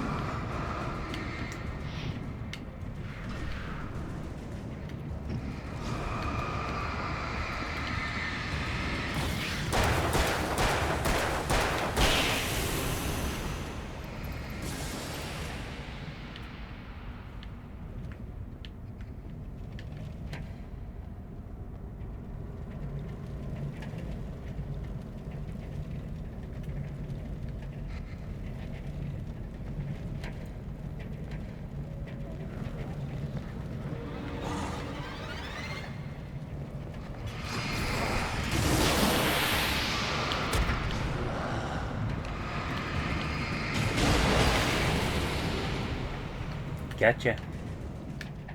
Nice.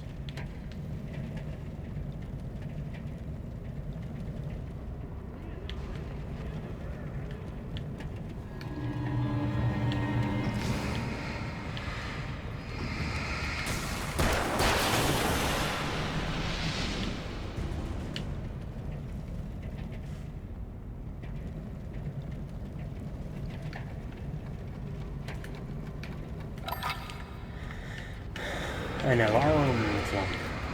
Alarm.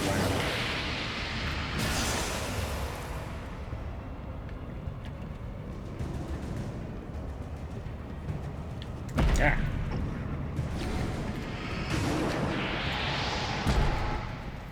Okay.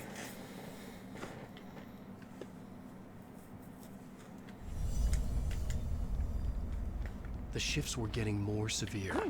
I wasn't sure if the place got bigger or I got smaller. The signal was going haywire. I would have to find my way out of here on my own.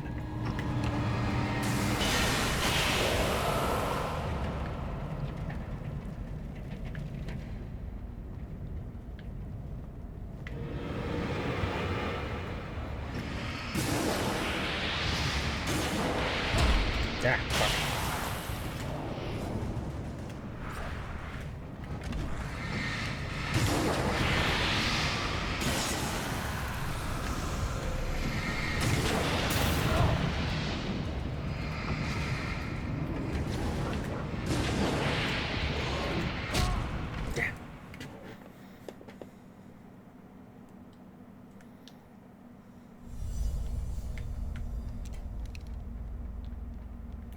The shifts were getting more severe. I wasn't sure if the place Well, got bigger that wasn't good. or I got smaller. The signal was going haywire. I would have to find my way out of here on my own. Kinda need the health to refill a bit faster than that, please.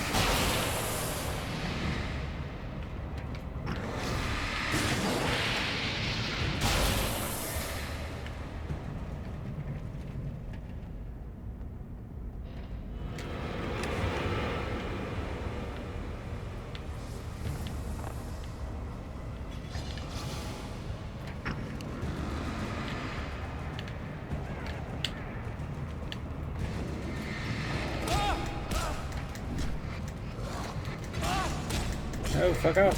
Fuck, what the hell was that?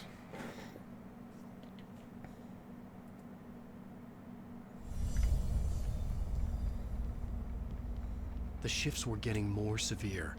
I wasn't sure if the place got bigger or I got smaller. The signal was going haywire.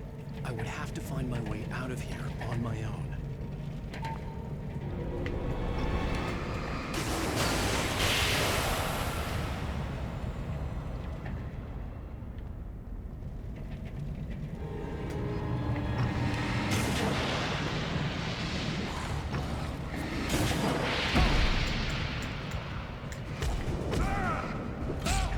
What?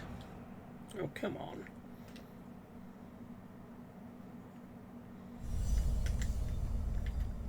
The shifts were getting more severe. I wasn't sure if the place got bigger or I got smaller. The signal was going haywire. I would have to find my way out of here on my own.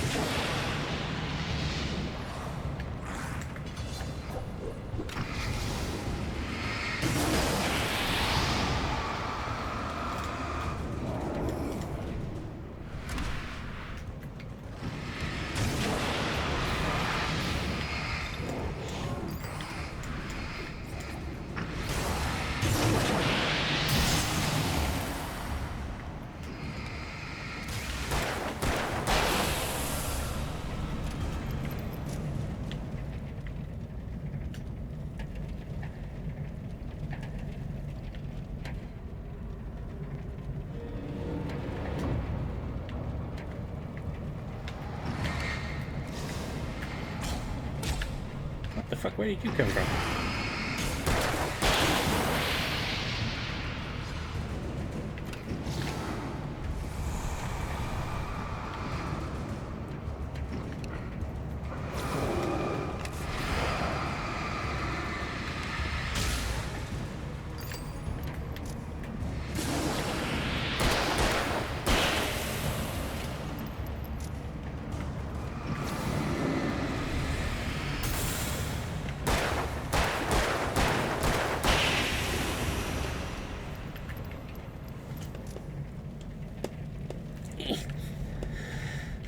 Bit of a wedgie there. There we go.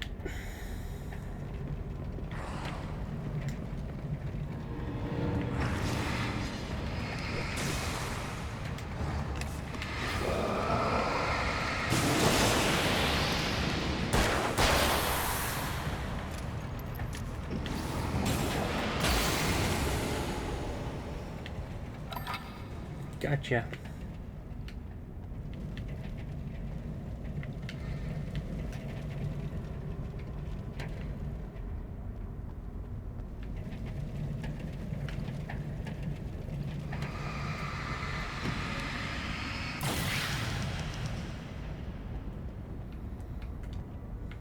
Dee. That's better.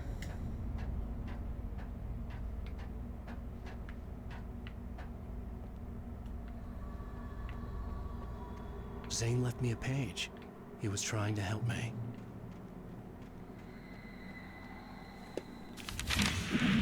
Yeah.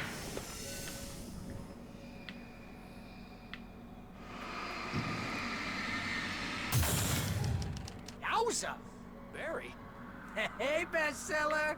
Looking good! You're not real. Well, no shit. What gave me away? What, the see-through thing? I'm a figment of your imagination, just like pretty much everything else you see here. Nice. Maybe even you. That's insane. Yeah, you're right. Everything that happened before made perfect sense, but this is insane. Good catch, Al. Okay, look, I gotta get going. The GPS... The GPS, yeah, I know. Follow the signal. Got it. Oh, he's gone. So, anywho, I'm here to help you. The thing is, you need to get a grip, right? You nag the way the real Barry does. You know that? Well, hey, you know, be fair. It's not my fault you think I'm annoying. I don't think you're annoying. Ah, babe, relax, it's cool. Just try to stay on the ball here. You need to do what Zane tells you. He's been here for ages. He's like the expert.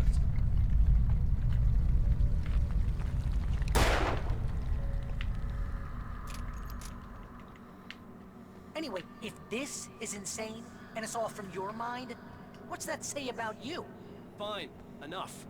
I can't believe I was actually happy to see you. Oh, come on. Don't shit a shitter, Al. Deep down, you're always happy to see me. Can't lie to yourself, know what I'm saying? I must be a sucker for Oh, punishment. missing Kitty. You? No, really? And I always thought you went out of your way to avoid trouble. Thanks. Thanks for that.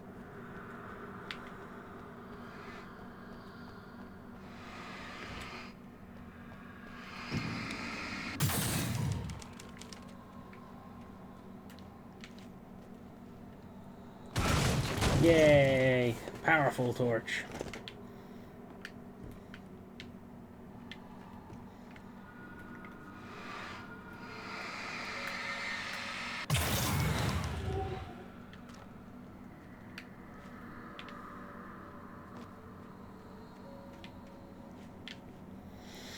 No, nothing else. Okie dokie.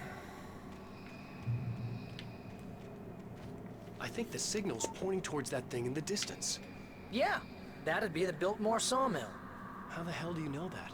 I don't know anything you don't. So why don't you ask yourself that? Huh? Maybe you saw a sign for it back in the real world, or maybe it's the sawmill because I said it's the sawmill, and now you can... Oh, Mama! Hey, Al! I guess the pen is mightier. If you complete that sentence, you're fired. Mightier than the sword. You're fired. Aww.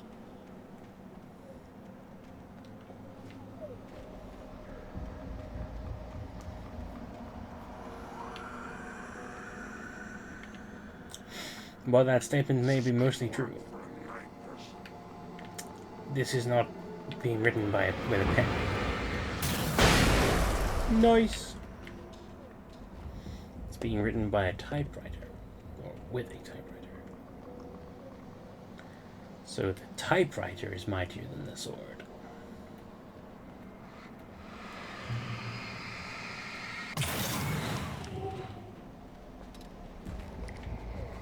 Tools! I need my tools! Oh.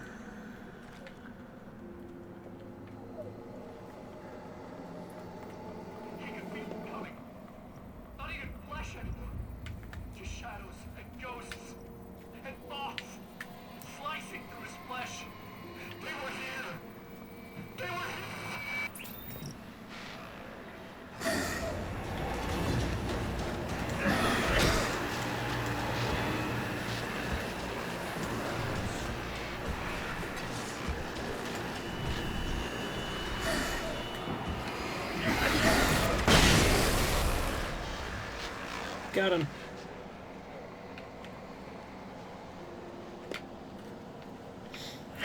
Ah. Always. Ah! More than one, apparently.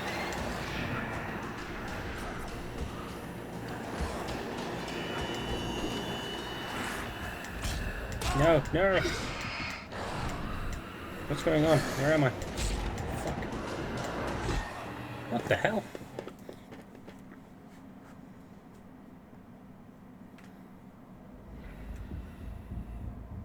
What?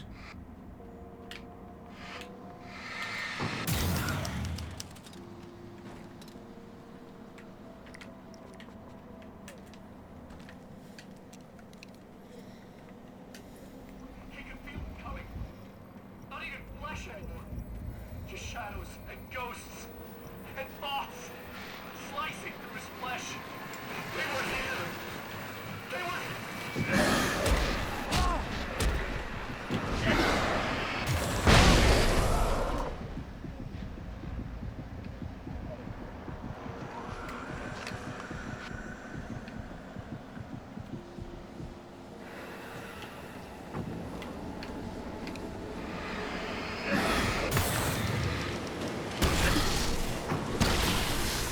That was not what I meant to do.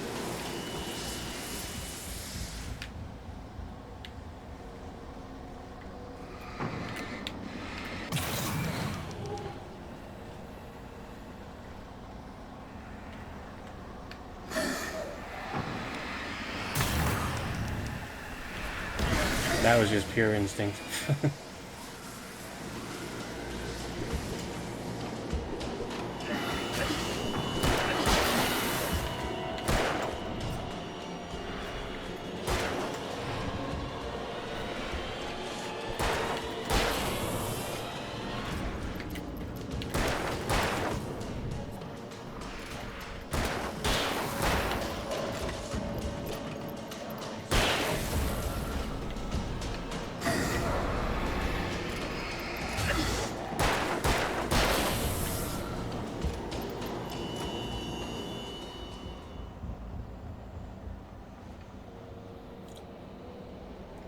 Something tells me these things aren't going to stop coming, so I might as well just keep going.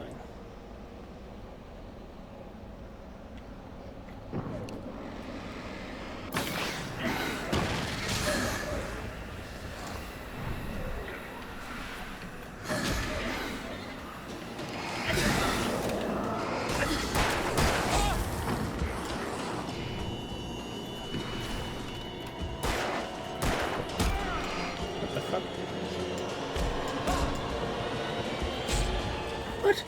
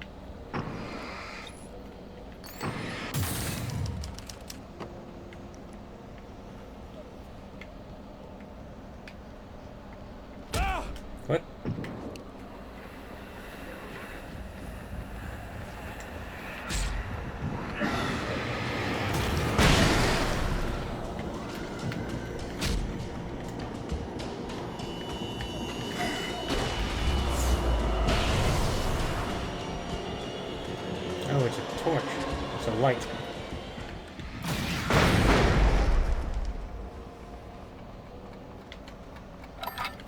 No, no, okay. Aha, a light. Whew, thank Christ. Turret.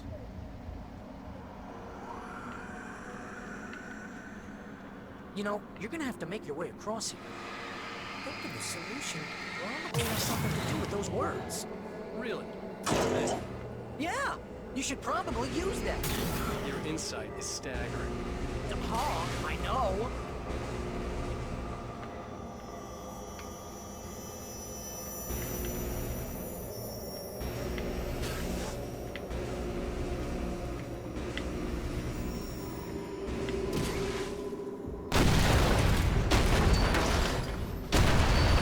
Well, okay then. See,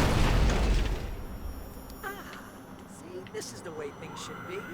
I give advice, and you follow. That's when things go right.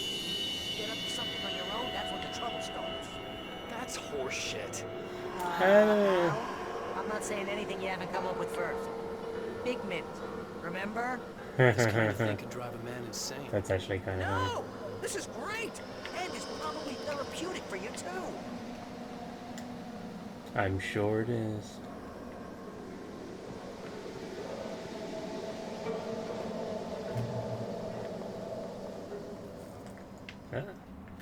Cynthia Weaver, the Lady of the Light, the cloud of gloom in the well-lit room.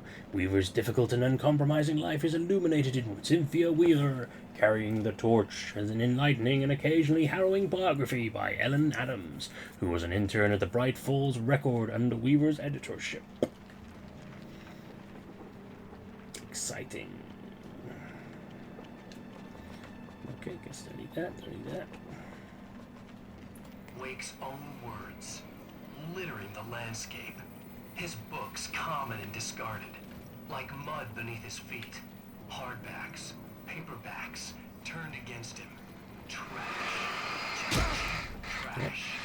I had seen weird transmissions of myself before, but not like this. The version of myself I saw now sounded insane, like a demented storyteller who was out to torment and destroy his protagonist. Maybe that's exactly what you are. Maybe, okay. Mm-hmm.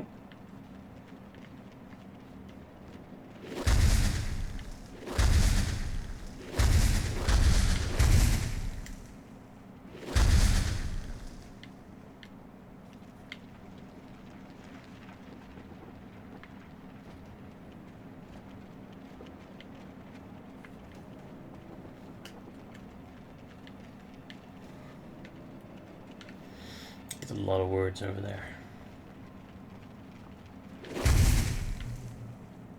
Enemy, ravens, possessed. Ah! Oh, it's books. Very clever. I like it.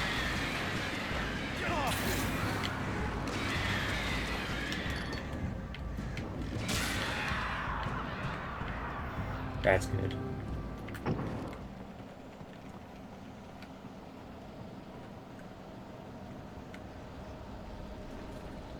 Flare. Ow, come on. You gotta be careful. Those are bad words. Bad words.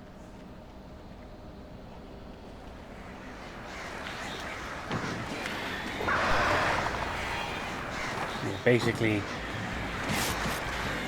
don't use the flare gun.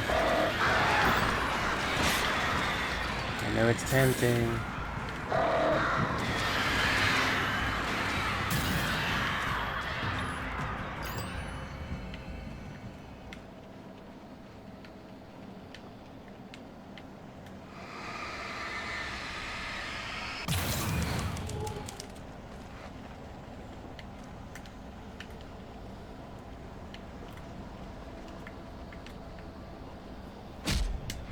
And also, don't touch the words, because the words are bad.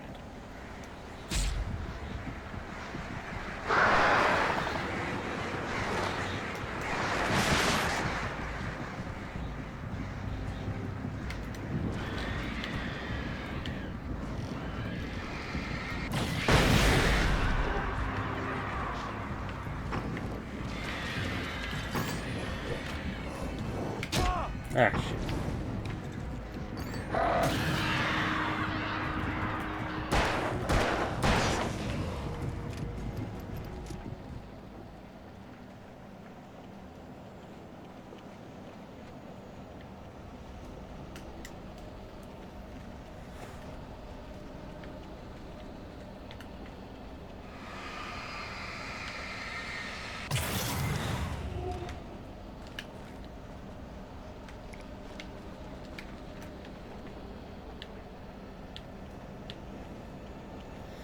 Whew, safe.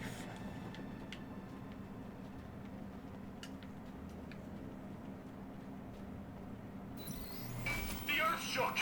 Streetlights pushed themselves up through the ground, flickering madly and spitting spark.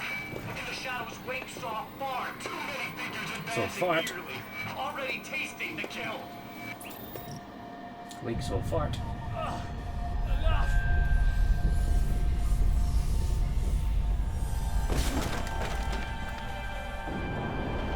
Nice. Okay, this is just too weird. You're weird. Barry, is all this really coming out of my head? That's just the way this place is, Al. All that random stuff in your head.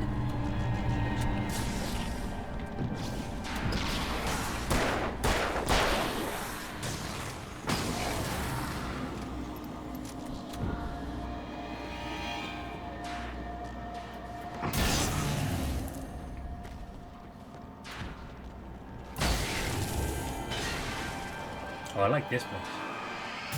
This place is huge. Ah.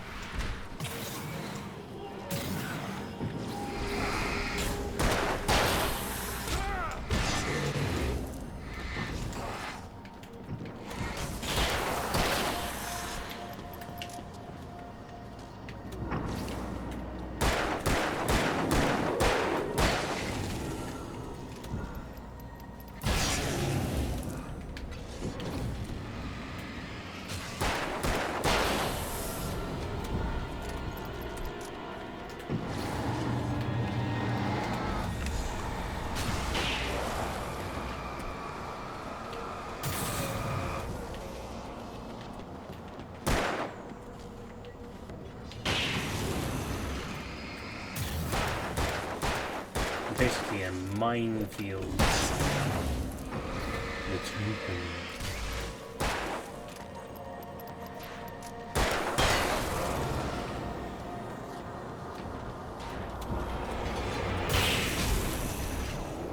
Proceeded me be. Whoa.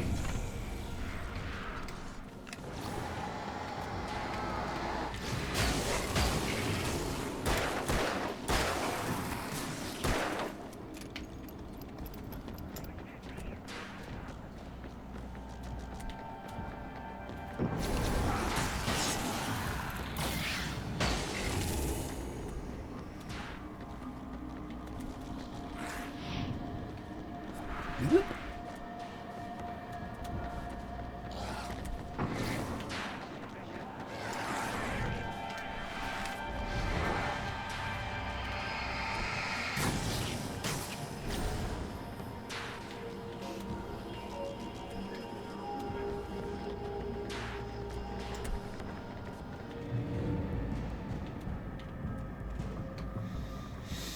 Ooh, another one. Thor Anderson, the god of thunder, the boozing geezer with the anger and the hammer. Come one, come all, face the age of murder and storm. Discovered by Barry Wheeler, this fresh new voice from bygone era suggests new and innovative solutions to all problems. Don't you dare leave your bookstore without the best-selling self-help book, You're All Nails to Me, forward by Barry Wheeler.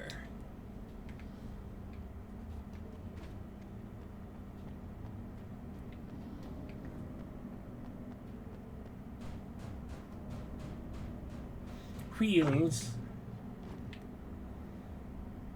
Red box. Ah, of course. You need to get that door open before you can get into the warehouse. That's the way forward. If I'm making this up, why is it so complicated? Because you're a complicated man, and no one Shut understands your you. mouth. But I'm talking. Barry.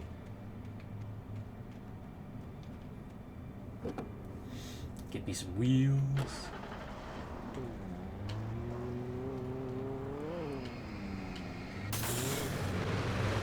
It's back.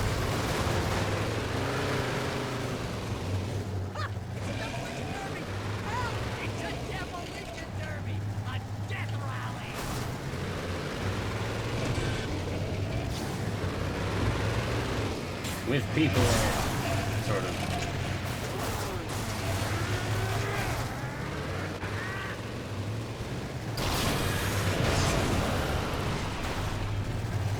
He's just stood up on the thing, watching it like a psycho. Oh, that's crazy!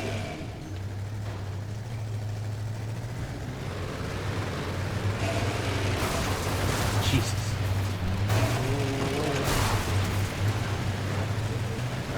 Okay, well that didn't last very long, did it? Make sure you don't bite your tongue out.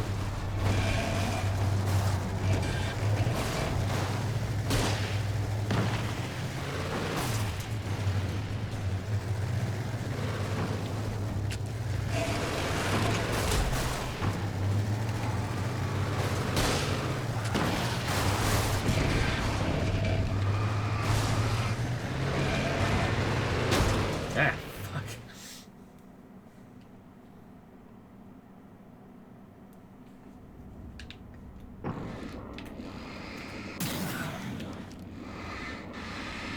You need to get that door open before you can get into the warehouse. That's the way forward.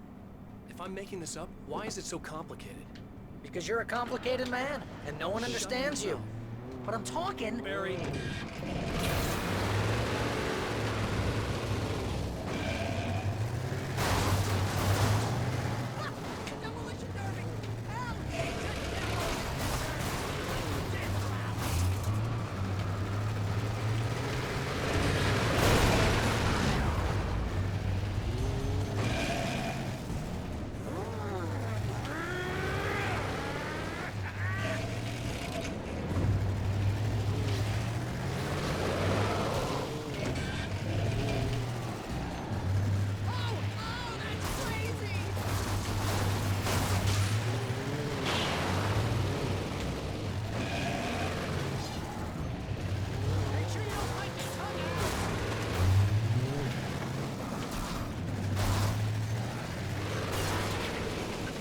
Really? You were too much.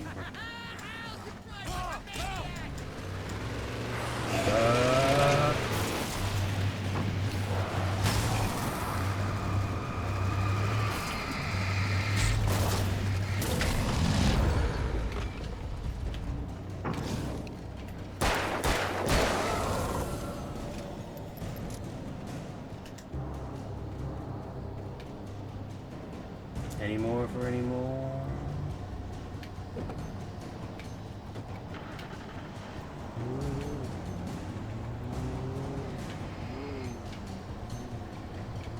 I hope you're wearing your seatbelt, Al!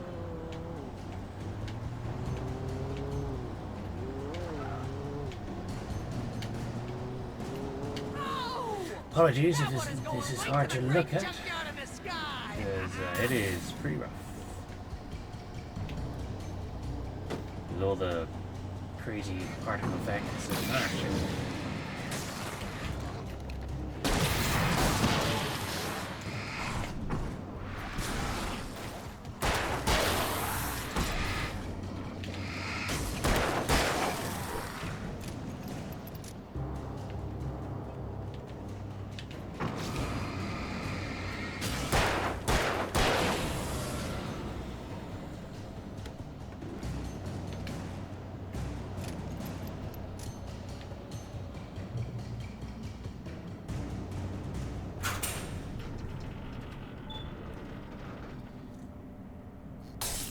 No, no good. That's always a good sign, isn't it? Ah!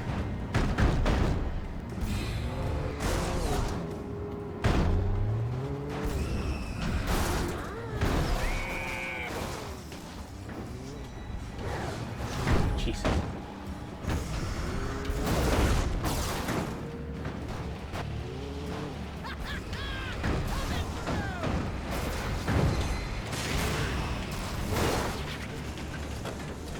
take that.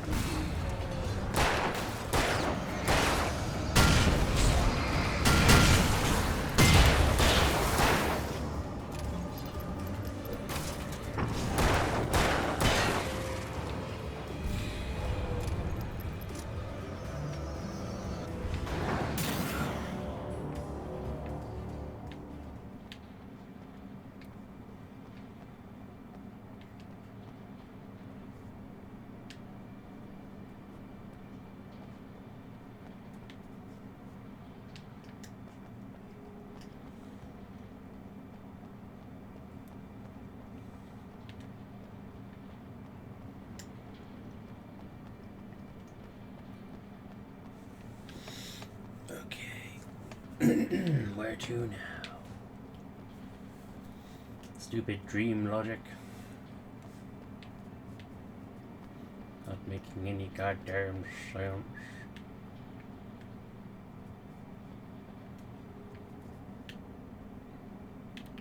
A memory. And a red box. Hunt.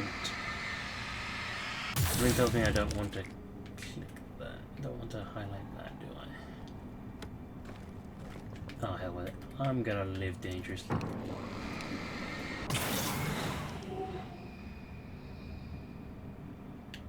Okay.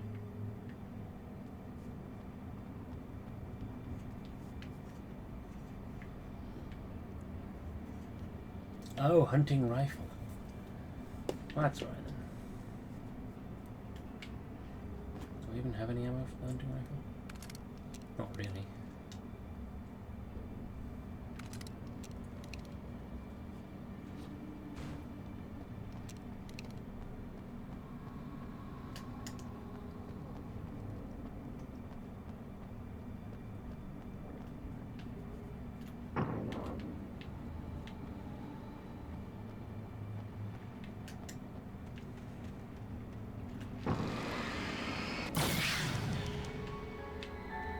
Hey, Oh. what are you up to? Oh. I thought this was my side of the bed. It's an audio memory. Oh, okay.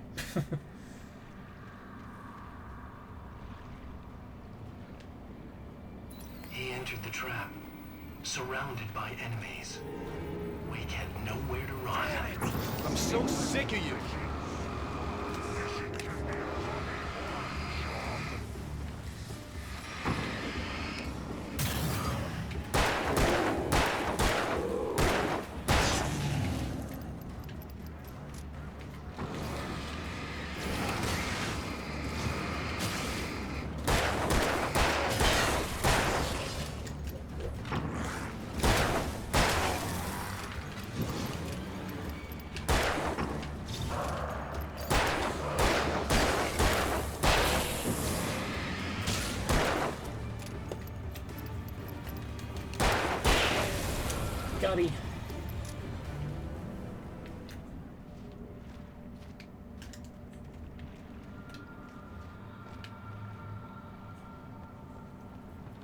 Got no choice. Had to go down there.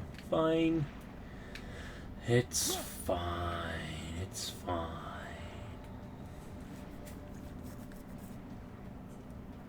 Something shiny over there, though.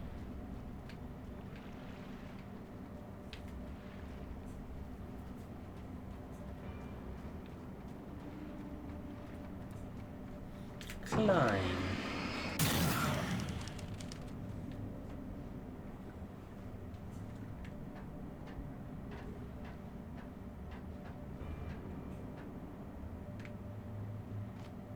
Recharge.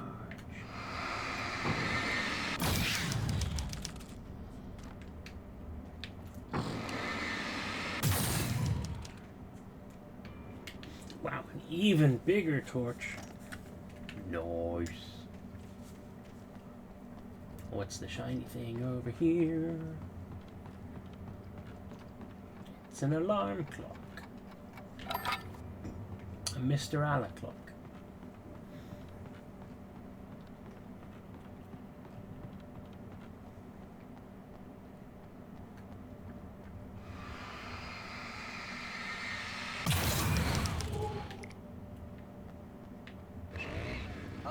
that's never a good sound, is it? No. No, it isn't. Always the sound of chainsaws. Where is he?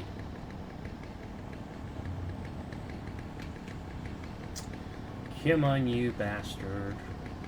Bastard.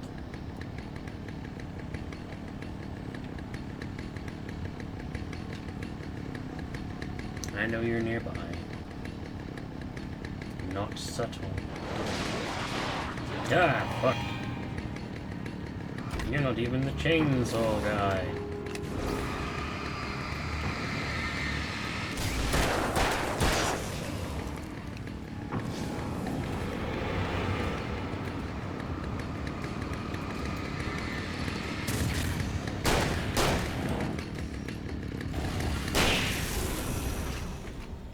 Nice. Red box.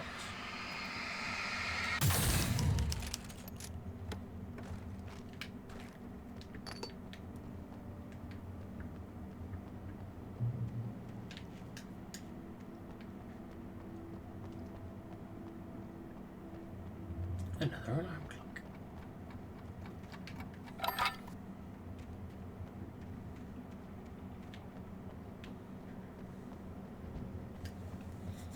Anything else? Seems like the kind of place where they would hide stuff. Except I keep saying that, and yet they never do hide things, do they? All through the main game I kept running down blind alleyways going, this would be an ideal place to hide something, and then they don't. Just like this.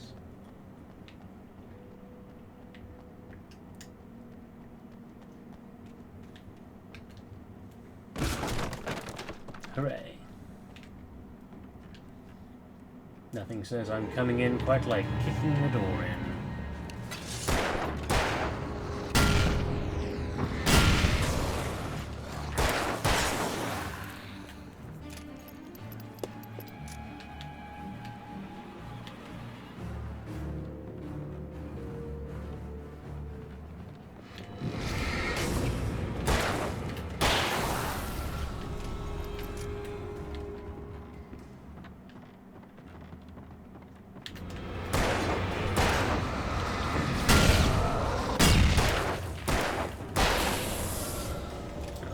Time.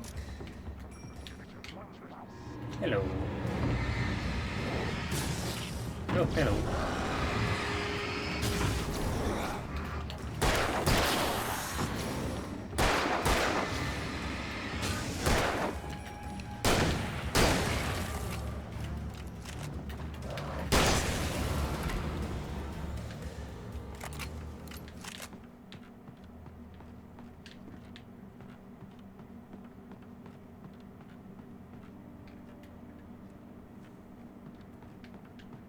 I can already smell what this place would smell like, and I bet it smells quite nice. I think the dust in this place is setting off my allergies.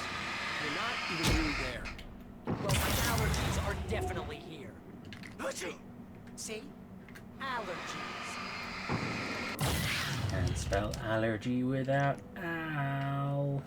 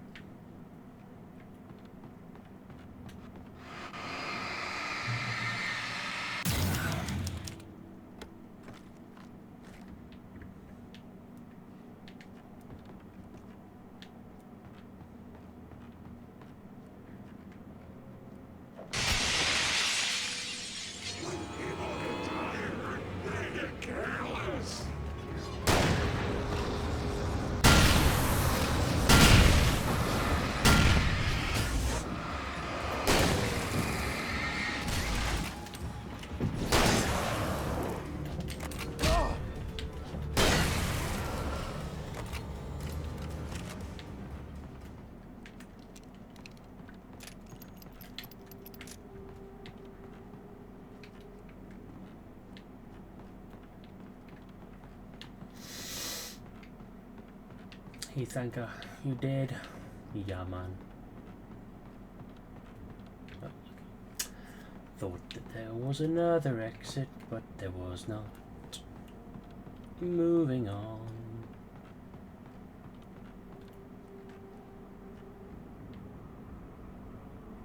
Memory. Bridge.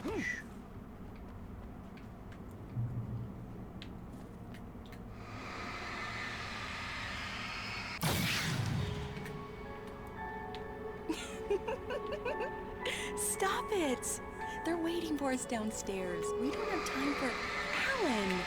I knew she wasn't really here, but she still made my heart ache. I had saved Alice, but I wasn't even sure when that happened. Was it days ago? Weeks? Longer? I had no way of knowing.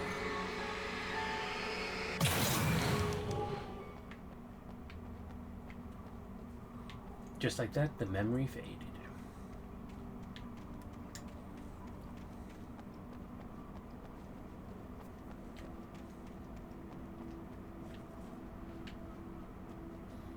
It's a sneaky smoking area. Uh-oh. Alice Wake, the nyctophobic beauty with the musophobic booty. Huh? The soothing oasis in a seething crisis. The renowned and award-winning photographer's new coffee table book features intensely personal and intimate images from a life haunted by a husband who was never there. Writer's Muse. Pre-orders accepted now. That's brutal.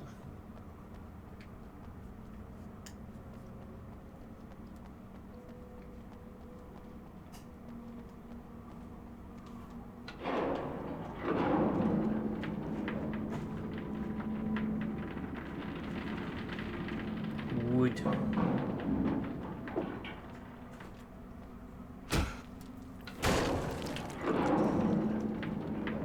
Whoa, that's fast.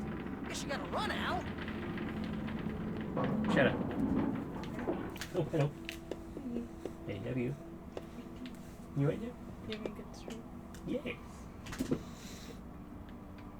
Oh, I see. I gotta go press the button again. Are you two having fun? You been having snuggles and good times? Yeah.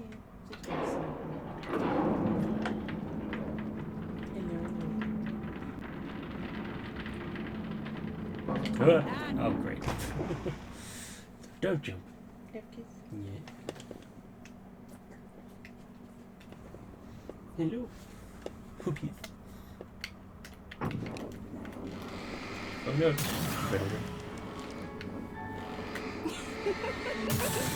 Stop it! They're waiting for us downstairs. We don't have time for Alan. I knew she wasn't really here, but she still made my heart ache. I had saved Alice, but I wasn't even sure when that happened. Was it days ago? Weeks? Longer? I had no way of knowing.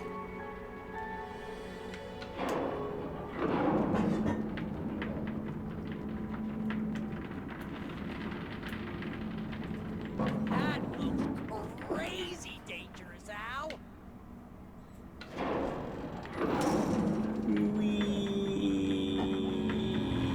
Fuck all this.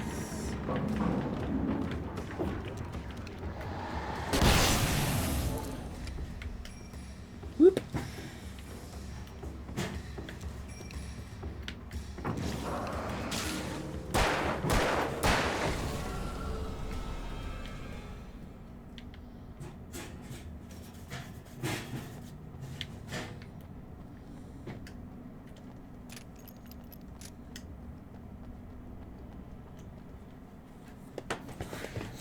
Up we go. Memory.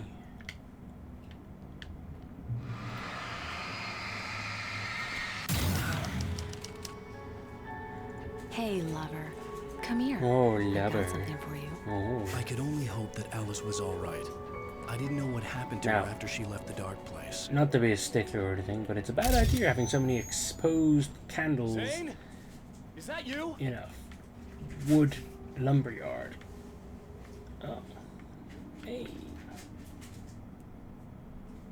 Is this safe? Can I do this? Just about. Hey, hold that pose. That was a good one. Like this? Yeah, but smile a little more. No, that's too much. You want to look mysterious, maybe a little tough. You know how people go for those dangerous bad boys. But I'm not Memory. dangerous.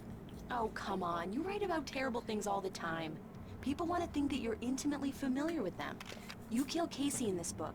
You need to look a little bit like a murderer. He killed Casey. Oh, that's good. Spoilers. Do that again. You look handsome. And dangerous. You know, I wasn't sure about the beard before, but I was wrong. It looks good on you. Okay, I think we're done. Great. I want to get out of this suit. Hey, things are looking up. Guess danger is sexy. That was when I was still working. When I felt like a real writer instead of a fraud. It was a good memory. I wished I hadn't seen it.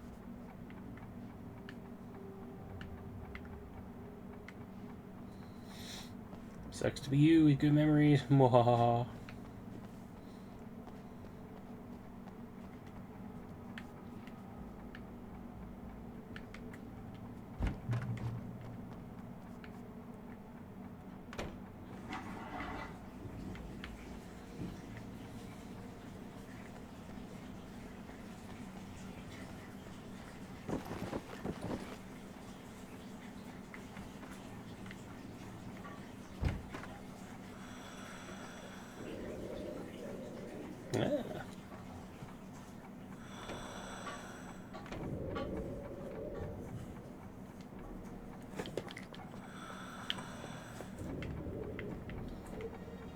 Hear a clock, but I cannot find one.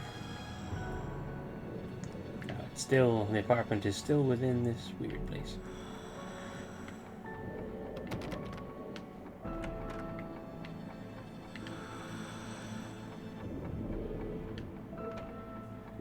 Don't mess with me now, collectible.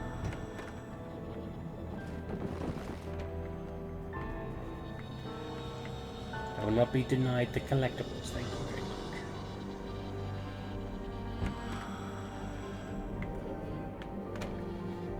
Ticking has now stopped. Interesting.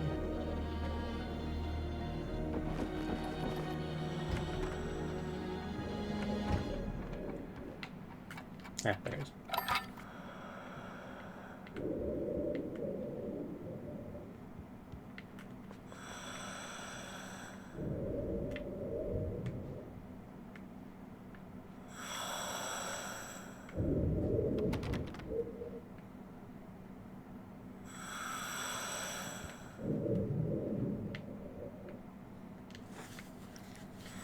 It's really loading me up right now, so I'm assuming shit's about to go down. Oh, hello. Alan, you made it. This area of the dark place is calmer, at least for the time being. We can talk here, but we don't have much time. Zane, how do I get out of here? That's what you face. That's you, even as we speak. Darkness. Darkness coming! Swept him away. Lost. He knew. He knew! He couldn't hold on. He knew there was no way out. Oh! No, I'm right here, What's Zane. going wrong? That's not me, it's just... Wrong!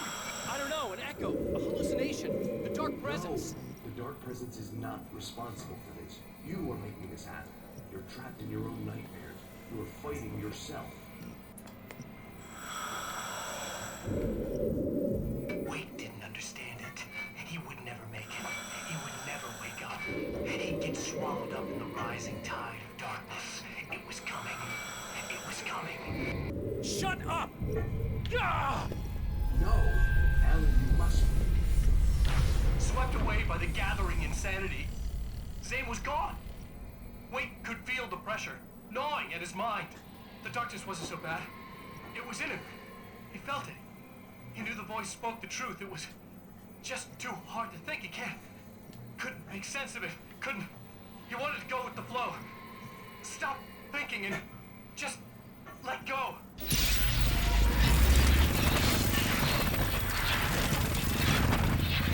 Thank you.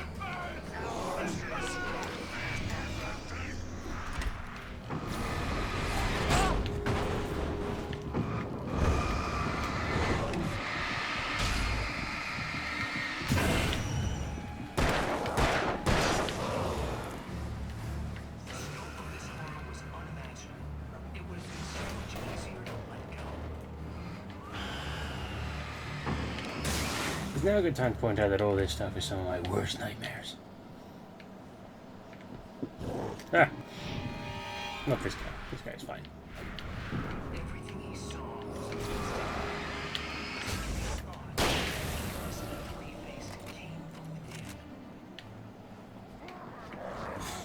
okay, so they're just gonna keep spawning in this corner, huh?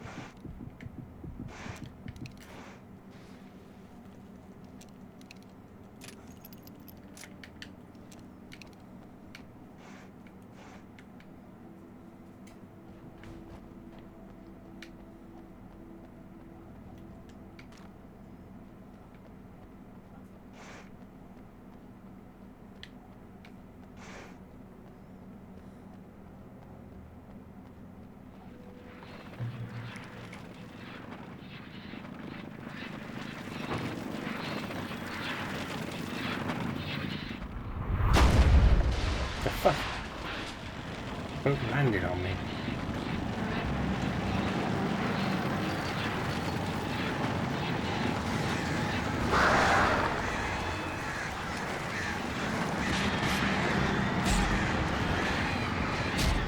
What the fuck?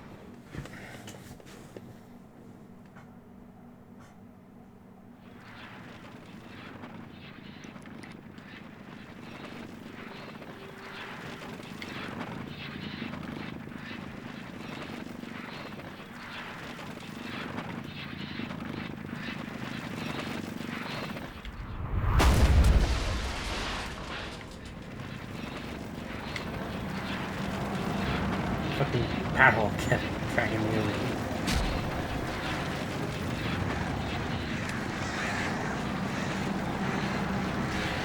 Oh, the boat is moving.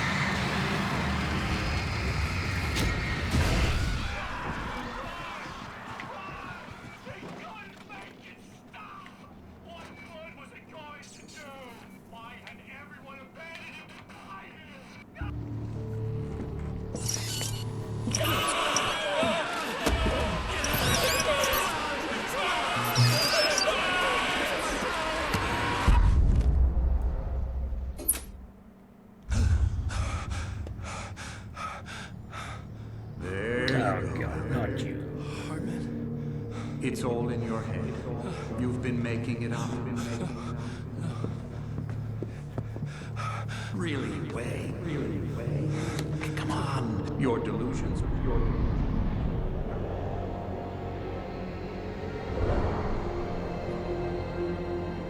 Why is this happening to me? Lodge. No. No. Harmon. There's no way out. No way out. I need to get out of here. Get out. No. How do I get out of here?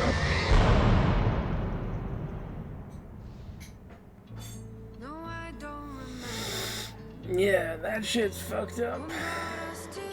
Don't like that, no siree. What places we blindly passed.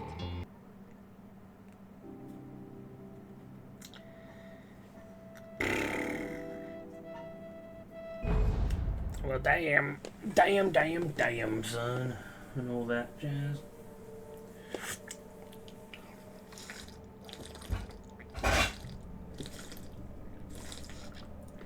So, much to my amazement, these clearly, like, just as long as the other, just as long as the other, episodes, which means, I guess this is what we're doing on Tuesday. doing the final one. I apologize for lying and saying that this was the last part, because clearly this was not the last part. But yeah, I suppose that gives me a little bit of time just to go and mop up all those last little bits then. In time for what will actually be the final part. Because we've got... Oh. Interesting. Radios. Hey. Can I see which one I've missed? No, I cannot.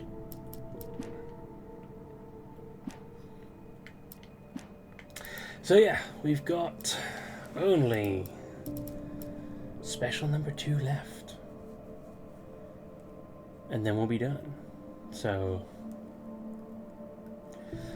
that will be what we do on Tuesday then. So yeah,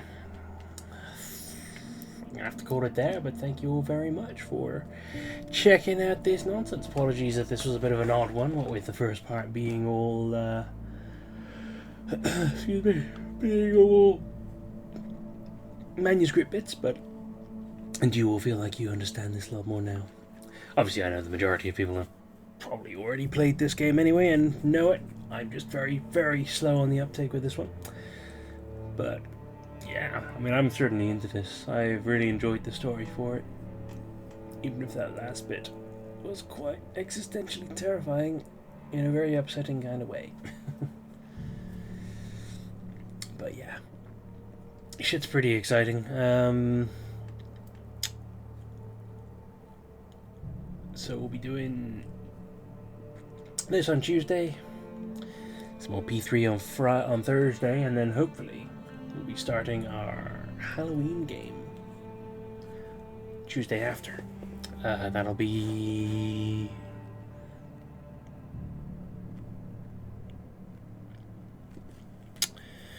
Where's my calendar? There's my calendar. The 7th. End of the first week into spooky season. Hooray! So yes, beyond that, I thank you all for watching. I hope you all have yourselves a wonderful week upcoming. I hope you don't wind up trapped in an existential nightmare at the bottom of a lake where you've completely lost track of your own identity and have no idea what the fuck is going on. And I do hope to see you again next time when we get back for more of this madness. Until next time, bye-bye. Bye-bye.